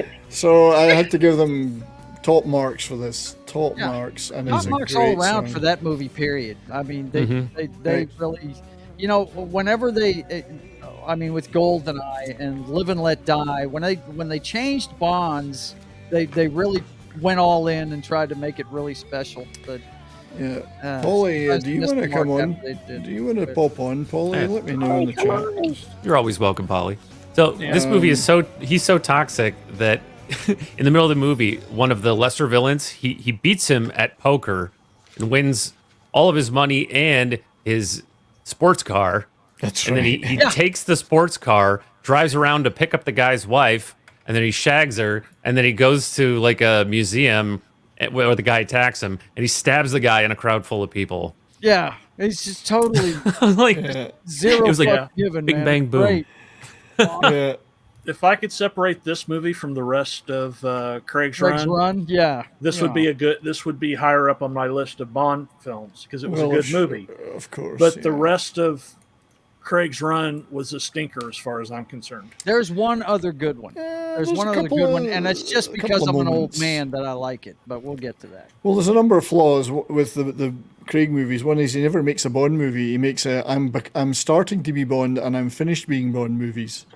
Yeah. He never makes a movie where he's Bond, Right. He suddenly gets old between Quantum and Skyfall. Yeah.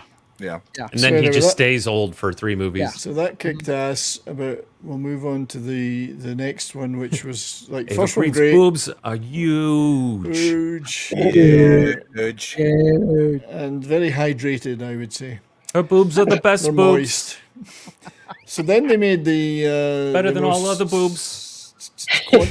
Quantum of Solace, which had another tune that had nothing to do with the title and nothing to do with the movie, and I'm not a fan of Alicia Alicia. Keys? I'm not a fan of Alicia Keys at all. Oh, I am. No, I'm She was not. classically trained on piano. If you know, like her background a little. There's a lot of people that are classically trained on piano that I would never listen to. So. I am. You listen Well, you, I would listen to. You're more my style. So, Courtney, brightest day, you're does my Bond girl. leave her with fertilized eggs? That's right, fertilized eggs caviar. So this is a forgettable song to me, but the movie itself is forgettable. I've never watched it again after the first viewing. I think I confused. might have Jack seen White this twice, maybe. And Alicia Keys. Wow. Check out what Shanatsky said. I prefer Quantum Wallace. Oh, that's brilliant. Quantum of Wallace. That's too much. Oh, you guys are so funny. Oh, saw it in the theaters and never looked back. Yeah. You guys are so funny. Quantum of my Wallace.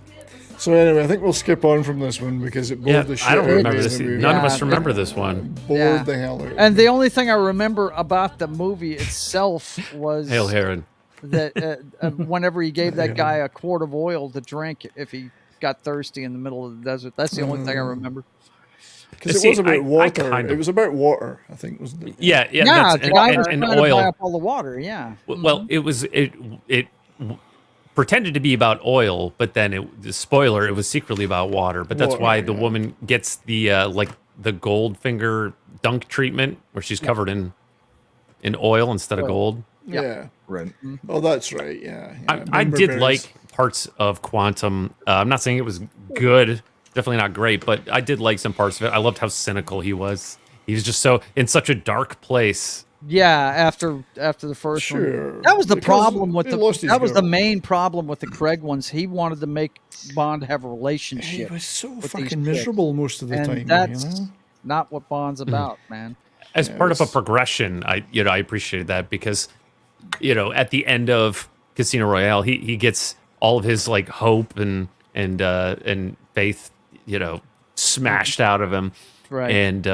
And so then we pick up this one right where he left off, So but he's Skyfall just is a cold. divisive movie, but I like it. I do like it. I love Skyfall. I was a bit pissed off that was very Albert different. Finney was cast instead of somebody like Brian Cox, an actual Scotsman looking after a bloody Highland Right. mansion. Why not cast Brian Cox Right, instead Brian of Albert Cox would Finney? be good, yeah. But I like Finney though. I like him, but he shouldn't have been cast. That was I understand. representation counts. Representation thing, is that it? Okay. Yeah. All right. And this is But one of the thing I things liked about it, and you probably agree with me on this, 70s, is it's Bond in his decline, and he's trying to prove that he can still do it. But it does And- show that M was his mother, in effect. Right, basically, mothered yeah, him. very cool. She treated My him as favorite her son. scene in the movie is where she's quoting Tennyson, the poem scene, and I have watched that scene 100 times if I've watched it once. I love that scene. I think it's just totally awesome. Yeah, there's some good stuff in it. I have watched Skyfall a couple of times. I've never watched Quantum of Solace again. I've never watched Spectre again. I will never watch No Time to Die again. No, never. But Skyfall Yeah. I have watched again. Mm-hmm. I think it was the last of the decent ones. I've heard people jokingly call the final fight scene Home Alone Bond style. Yeah. All the booby Right. traps and Oh stuff. yeah, and it is like I Yeah. love that. I love the smaller scale of it. It's not a big submarine base with 5,000 Right, people yeah. in it. It's a small house.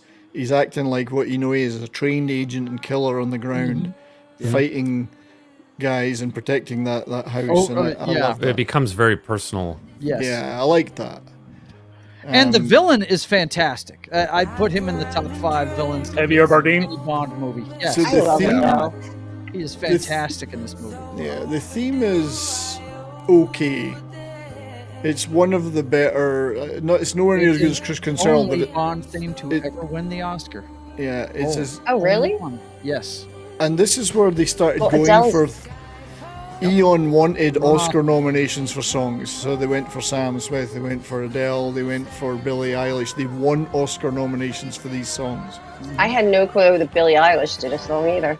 She did, she did the last, one. No Time to Die. Yeah, No Time See, to Diet.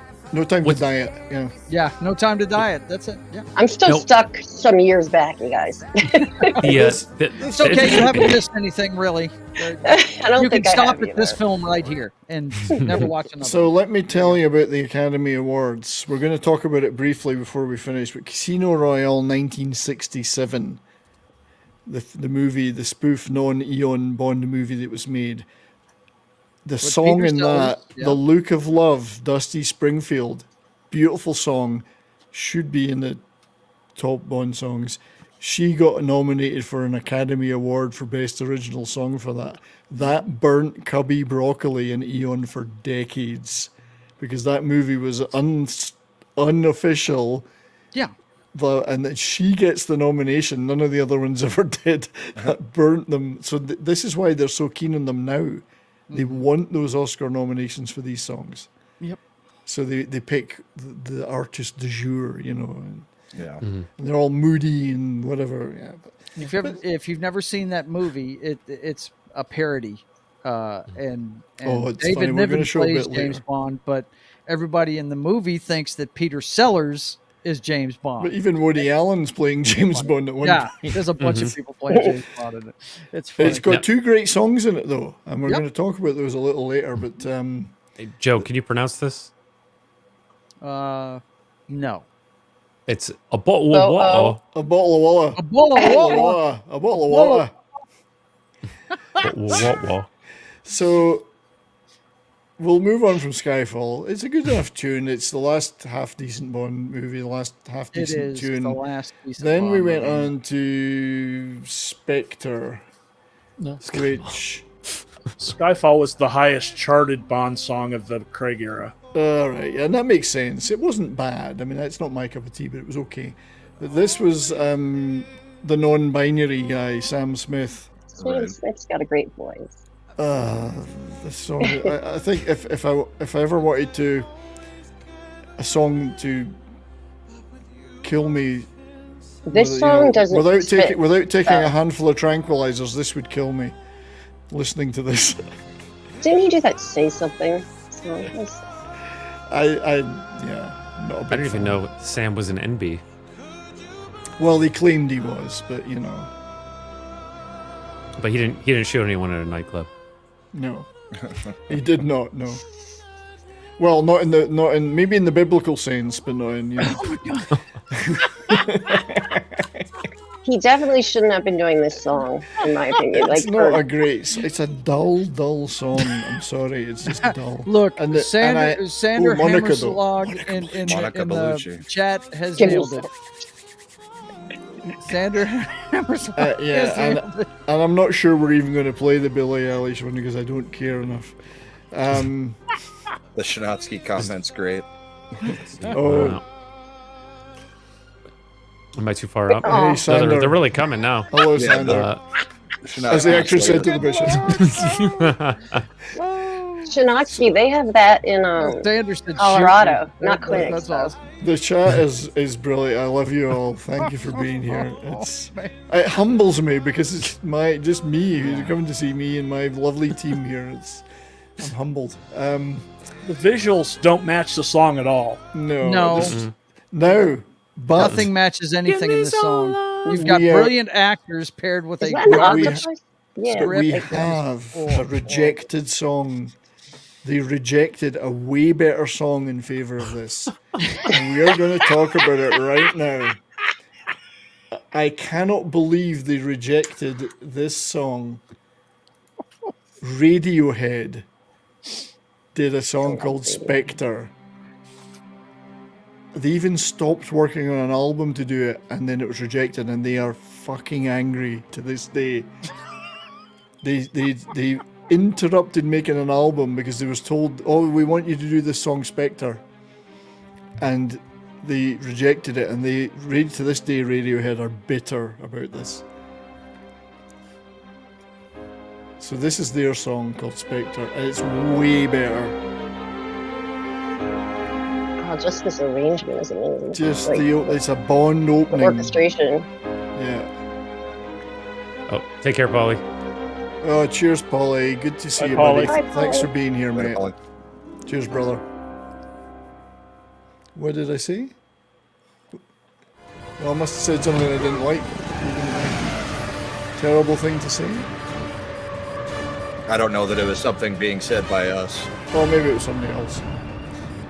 I mean, I make some jokes, but I'm not being. Oh, about the suicide note, maybe. Or deletion. I should Oh, say. me? No, I'm not sure. I did say so. I mean, I didn't mean it seriously. I wasn't trying to. We love you, Polly. Polly, I'm sorry. I didn't mean to.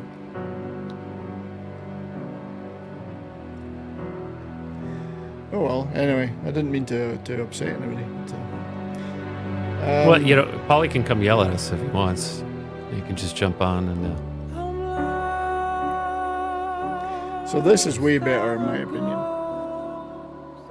Oh yeah. Dispossessed. He's a voice.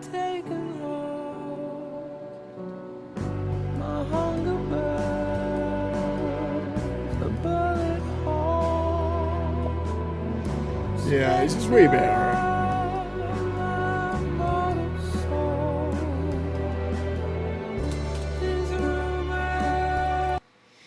Yeah, I don't. His music like makes everyone silent too. Like he's so good. Yeah, I don't.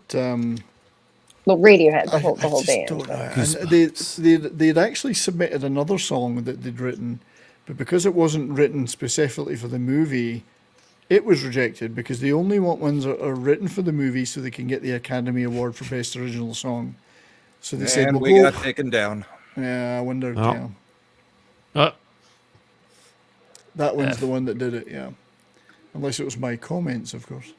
I didn't mean to make any comments about it. I'm not sure it was comments from any of I us feel on the bad. stream. I think it was comments in the comments. I feel in the bad chat. about. Yeah, I think we laughed at the comment, and that I don't know. I think he got upset by that.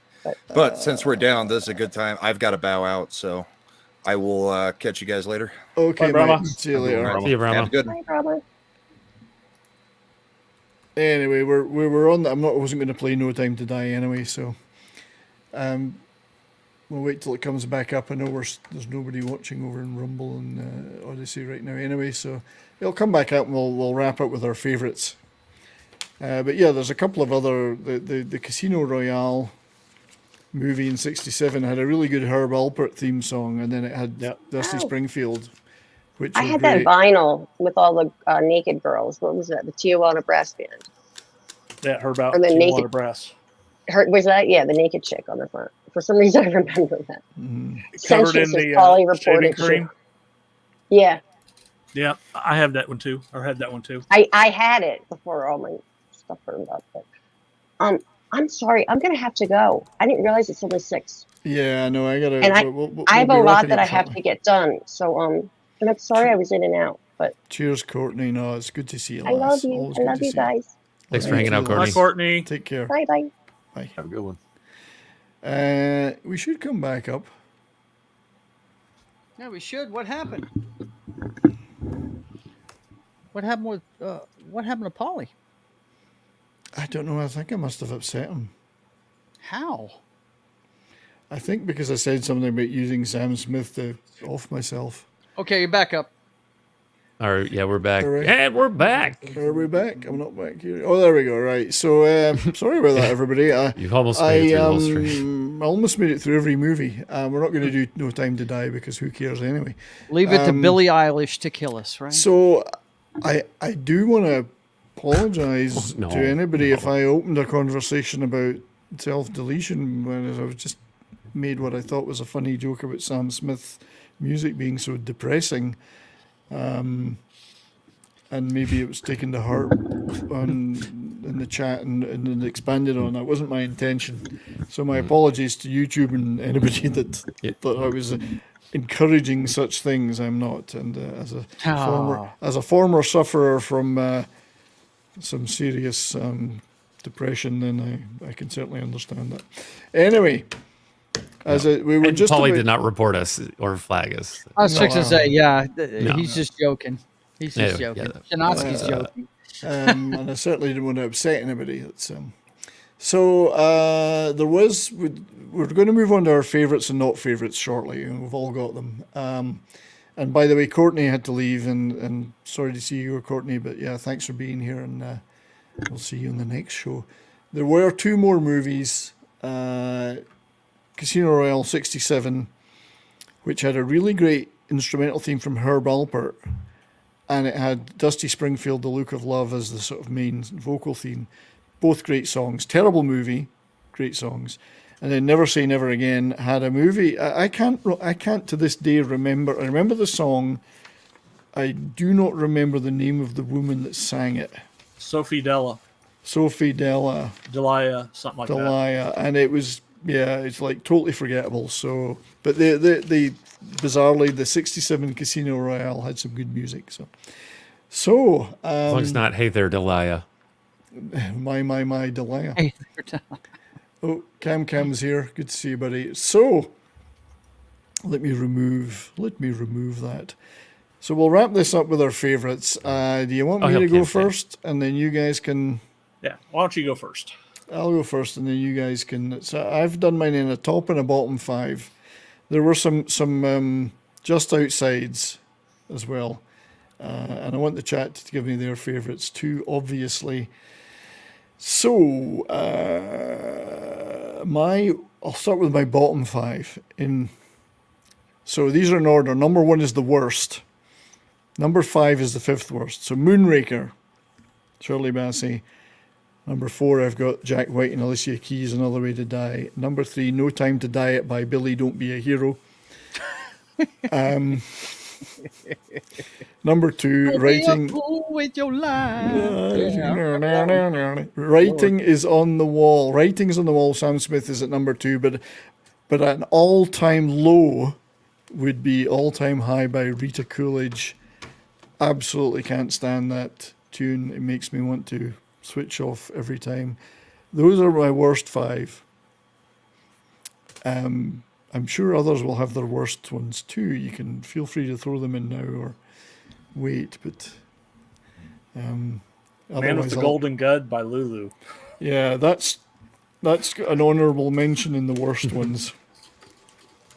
I have honourable mentions in the best and worst, but that would be one of the honourable mentions. So, moving to my top 5, and they're in order. Number 1 is the best. 5 is the 5th best. Chris Cornell, You Know My Name. I swithered about these because I could have switched them about. All the Time in the World, Louis Armstrong is my 4th favourite. The James Bond theme itself is only coming in at 3rd best. Some people might have it at the top. Live and Let Die is number 2, and number 1 because it's the perfect Bond theme. Not necessarily the best song. The perfect Bond theme is Goldfinger. Goldfinger by Shirley Bassey. So that was my top 5. Just honourable mentions would be View to a Kill. Nobody Does It Better. I think would be just under there. So that was me, but I'd like to go around you guys and get your feelings. So let's start with you, Imperatus. What's your feelings about the best and the worst? Yeah, I got to hear this. The metalhead. I got to hear what he's got to say. My 2 favorite ones, as far as I consider best, would be Paul McCartney and then Duran Duran. So Live and Let Die and View to a Kill. Yeah. Honourable choices, my friend. Honourable choices. And then as far as the worst, anything past the modern Casino Royale. Oh my God, it's just all just awful. Just terrible. Yeah. I don't blame you, mate. That's why 3 of those were on my worst list of all time. I mean, I can tolerate the Lulu one and just look at it.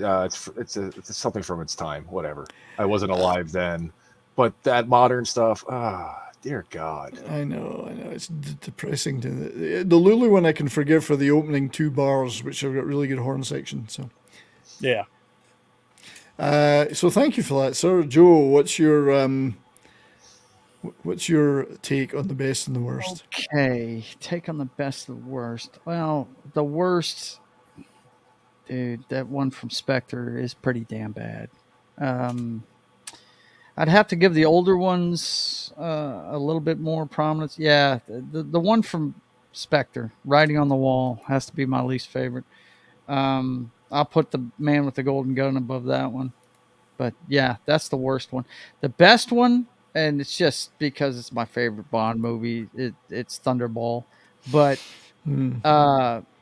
my gosh, if you're like you said, the top 5 is kind of interchangeable. The one, Paul McCartney and Wings, Live and Let Die is awesome. Duran Duran's View to a Kill is awesome. I love is that Garbage that did the first one? You Know My Name? Is that no? That's Chris Cornell. Chris Cornell. Garbage Did the World Is Not Enough, I think. Okay, all right. But then Chris Cornell gets a nod too, because You Know My Name is a badass tune. I dig that one. That one screams. You know what's funny about that one? That one could be a Bond theme or a Bourne theme. That could be either one. You know. It's just a dude that you don't want to mess with, you know. Yeah. By the way, you mentioned that Muse, the band Muse, did a song called Supremacy, which they really, really wanted to be used as a Bond theme. It sounds like a Bond theme, and they made it that way. And if it had been accepted, it would have been the Bond Supremacy. Would have been the film name. But that's Well, anyway. the Bourne movies have a theme. That one by oh god, the one they play at the end all the time. I love that tune. By the way, I can't remember the name of it or who plays it, but I'm sure somebody in the chat knows what I'm talking about. It's the one they play at the beginning of the credits after every Bourne movie. Yeah, it's the same one. It's a But good one, yeah. as far as my favorites, Thunderball's the top, and then just about everyone that rocks in between. Live and Let Die. You Know My Name. And I did like Skyfall. I did like Adele's Skyfall. I did like that one. Of course, I'm a nut that watches the Academy Awards every year. So I always wanted to be an actor. So I watch that every year. And I was so happy when a Bond theme finally won the Academy Award because it's been nominated several times. So, yeah, I'd have to say Thunderball. Mr. Throw Your Panties on the stage. Yeah, Tom good Jones. stuff, mate. Good He stuff. gets the That was an number one for me. honourable mention for me. Like Garbage was an honourable mention, and there's a few lurked under my top 5. Anything between the top 5 and the bottom 5 for me was okay. Oh, of course, Goldfinger. I forgot that was my number 5 one. Yeah. Cool. Goldfinger's got to be on your top 5 list. If it's not, then you're not a Bond fan. Nice. That's all there to it. Thanks, mate. John, what are you, Mr. Das Wolfen? What do you think? What's your? Well, I don't think putting the Bond theme as a favorite is kosher. I think that's kind of cheating because that's just. I did think about not doing it, I have to say. But number 1 is obviously Live and Let Die. Mm-hmm. Number 2 is Goldfinger. Hmm. Number 3 is View to a Kill. Hmm. Number 4 is Chris Cornell. Yeah, You Know My Name. Yep, You Know My Name. And believe it or not, my last one is GoldenEye. Okay. Yeah. Fair enough. As far as the worst ones, we can put as a general group, the last few, the Billie Eilish, the Sam Smith, the Jack White, Alicia Keys one, and we can also add the Lulu one, Man with Golden Gun, and the Madonna one. Yeah. The Madonna one's very divisive. A lot of people hate it. I don't love it, but I don't hate it either, I don't which think is it's weird. Yeah. Which is weird because I don't like her at all. So. Well, Sheryl Crow and Aha both get dishonorable mentions on that list. Good one, yeah. Sheryl Crow, I could see that, yeah. Which one was Aha? Living Daylights. Okay. Yeah. That was the Living Daylights, yeah. Yeah. I do, yeah, Sanders trying to make a case for Matt Monroe. And obviously, Stentient Dildo believes Madonna is the best, so... So Darius, thanks, John. Darius, my friend. Oh, we're friends? Oh, thanks. I'm glad. Brothers, actually. Reciprocate. Darius, Yeah. my brother. Tell me what your thoughts are. The good, the bad, and the weird. So there's still a couple that I haven't seen yet. So I just picked from the movies that I've seen, which is a majority of them. You want to hear the worst first? Yes, go for worst first. All right. So my bottom 5 are The Man with the Golden Gun. It's kind of, it's very on the nose. All Time High. Not a fan of. It's just All Time Low. All Time Low. Yeah. There you go. Millennium by Robbie Williams, another that could have been a Bond theme. Yeah, sorry, Darius. Yeah. You Only Live Twice. The Living Daylights, I thought was pretty boring. But I haven't heard it in a while. But I'm gonna keep it where it is. And then the absolute worst, I have Die Another Day. Madonna. Yeah. Diet Another Day. Yes. Yeah. Push Button for Music. That was during her electronic dance music phase. Maybe Die Another Pube in her case. Yeah, get another face. Try another face. How about that? Yeah, she was 40. Another face. She was 40 trying to be 18. Yeah. So those are all terrible, and you're right. Yeah, those are the worst. Yeah. And your favorites though?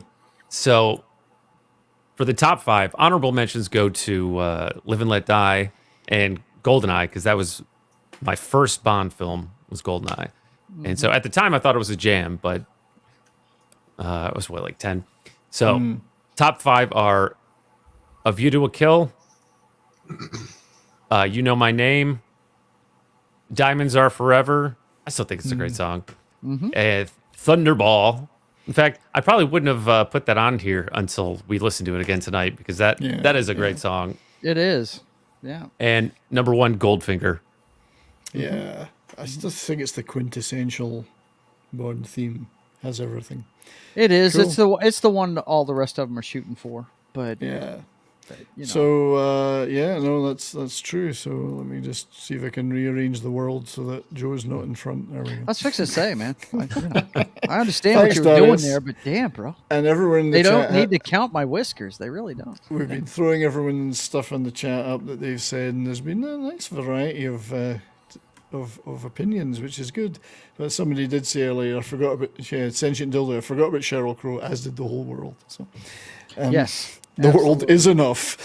Yeah, but if you've ever gone to karaoke, you've heard Sheryl Crow and Kid Rock. The sun comes down on the sky on the boulevard. Yeah, anyway. So I think we will wrap it up there. There's tons of material we missed, and I know people suggested a couple of things they sent me DMs, and we just haven't had the time to get to them. Divina is correct, I think. But as we can see, great subject. I've really enjoyed today. It's been great going through those, and they're such great movies. And well, it just shows you the 70s how impactful the Bond series has been. So many bands have vied to do this. They feel the passion to do a theme song for such a great property that so many people love. You know, there's a prestige to it. There is a huge prestige to it. It's comparable to, I remember, it was around the turn of the century, late 90s, or when the Madden game was first getting started, gaining popularity in the video game world. Every band wanted a song on that soundtrack. If you listened to the score of the Madden game, if you made it on that list, you had a top 10 hit because everybody was buying your record because they were hearing it playing the game. Same thing with the Tony Hawk games. Yeah, exactly. Thank you. Took the words right out of my mouth. Yep. Yes. It's the same thing. It's the prestige of it to be able to say, hey, I did this. I'm a part of pop culture history. Yeah. And then later came Grand Theft Auto. Oh, yeah. Mm-hmm. Yeah. A Guitar Hero. If you got a Guitar Hero, then... Oh, yeah. Guitar Hero. I mean, yeah. Shoot. So I just... Klobby and Shinotsky did send me clips. I'm sorry, guys. I'm out of time. I do have to go and we can't play them, but I'll try and work those into a future show. Maybe just a quick recap of some of the rejected alternative themes, because there's so many of them. We only touched on a few. There's a bunch of them. But yeah, just quickly to go around the houses before we leave then, Joe, what do you got going on in the next few days? Okay, I have the one Twitch show I do, Papa Joe Gamer Up Way Too Late. Sadly, I'm on a day schedule now, so I'm going to move it to tonight. I'm going to start it at about 8 o'clock, from 8 to 11 on Twitch. If you want to see me have a few cocktails, video games, and fails, come on over to Twitch on my Twitch channel in about 45 minutes. And I'm going to start a Force Unleashed playthrough. If you've never seen that video game, it's got a great story. All Star Wars fans know the story, and it's pretty fun. Joe's Atmosphere is going to be Star Wars this week. I'm hoping John Das Wolfen there is going to show up with me. We're going to review the season of Andor. I had given up on Star Wars on Disney Plus after the Boba Fett debacle until I saw this show. I enjoyed the hell out of it, and we're going to review it Wednesday on Joe's Atmosphere, the State of the Atmosphere show on Wednesday, 5:30 Central, 6:30 Eastern. Then, of course, my brother will be back after a 2-week hiatus this Thursday, so we can hack the Matrix at 6:30 p.m. Central on Thursday. And you can watch me draw my comic book every Saturday afternoon at 1:30 p.m. Central. Everything's on the channel. Come see me. Good to Yep. see you guys. Subscribe. Thanks for having me, 70s. You know I love Bond, man. My pleasure, Didn't even mate. get to show off my poster book, but it's cool, man. Well, we'll do that again soon, and subscribe. I'll save it for tomorrow night on Toxic Tuesday for my Subscribe favorite to Bond Joe. movie, Subscribe to Thunderball. Joe. Subscribe to Joe. John, my friend, what's on your plate? Well, you can.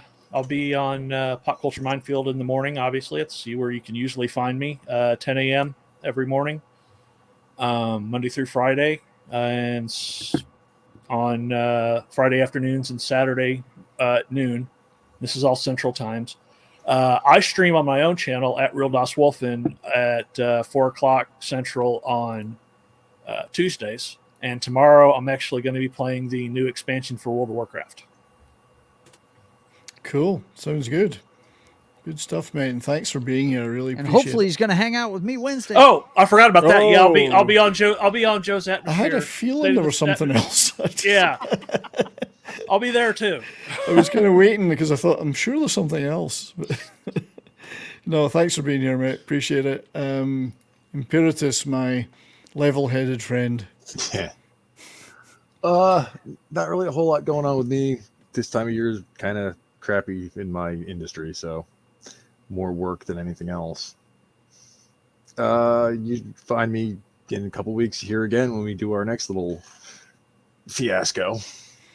And you can usually find me on Foulball Productions Friday nights, MF or Cocktail Lounge, torturing Matt because that's glorious fun. It is fun, isn't it? It is fun to mess with him. It's like tying a beetle to a stick and watching it go round in a circle.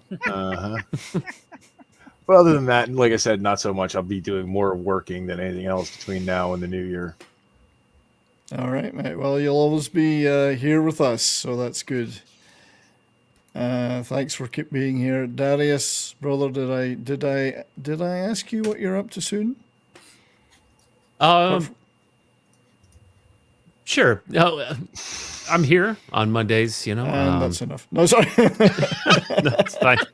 Slash, should I move the bad movie night to Saturday? Although I think he may retitle the show because some of the bad movies we watch are considered too good to be bad movies. You don't want that, do you? Darius, No, what no. time do you do that show? I would love to see that. Well, it's before the bourbon and boarding, but it kind of overlaps a little bit. So we do usually watch the movie around 9 o'clock. I don't get to look at YouTube until 10 p.m. Central, so I don't know what time you're on. I'd love to know because I love bad movies, man. Yeah, you could probably catch about 5 minutes before that 70s rock fan and Brahma will go live. This last time we watched, so we had watched the Sleepaway Camp, which was surprisingly good. And so this past Saturday, we watched the sequel, which was horrible. Oh, my God. But Now, and what next time we're going to zone watch is the that third in? one. Yeah, we're Eastern. asking what time, buddy. We want to know what time because, yeah, as soon Eastern as you time. mentioned Sleepaway Camp, Yeah. I knew John was going to pipe So up. you're saying you're going to clash with my hockey show? Yeah, but don't tell anybody. Because this is what happens when this happens.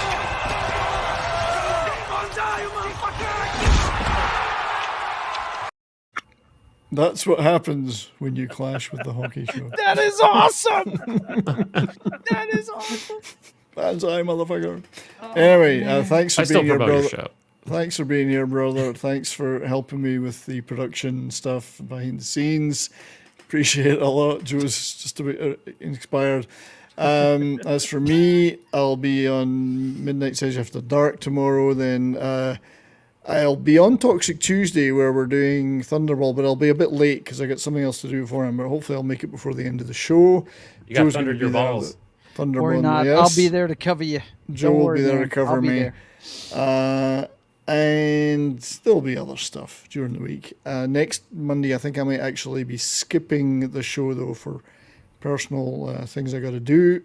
We'll be back in 2 weeks' time, and the theme will be the movies of Canon. Nice. The movie company Canon. So Canon Film. Globus. Nice. So expect a lot of Globus. schlock. Yes. Wow. Yeah. And then the week after will be the 19th of December. We're going to do Dio Era Sabs with Nick Visor and a couple of the other metal guys, Sentinel and so on. And then December 26th show will be about rock and alternative Christmas songs. So none of your Mariah Carey shit. It's the gonna greatest Christmas song ever, Billy Squire. Well, we'll have stuff like that, I'm sure. And then the week after that, we're going to do grunge, I think. So there's a schedule, a calendar is opening up. So, and Christian Delorme and I are going to fit in a midweek Rod Stewart special at some point, which Joe may want to join too. Yes. So that's me. I would dearly love to thank everybody for being here. I don't have time to name you all specifically, but we had well over 20 people watching consistently throughout the show. I'm so stoked by that. Thanks very much. I hope you all had fun. We certainly did. The chat was on fire. Thanks for them doing some modding. Everybody that modded, Lord Thoth, Sentient, Dildo. There were other mods in the chat too, looking after the occasional bot.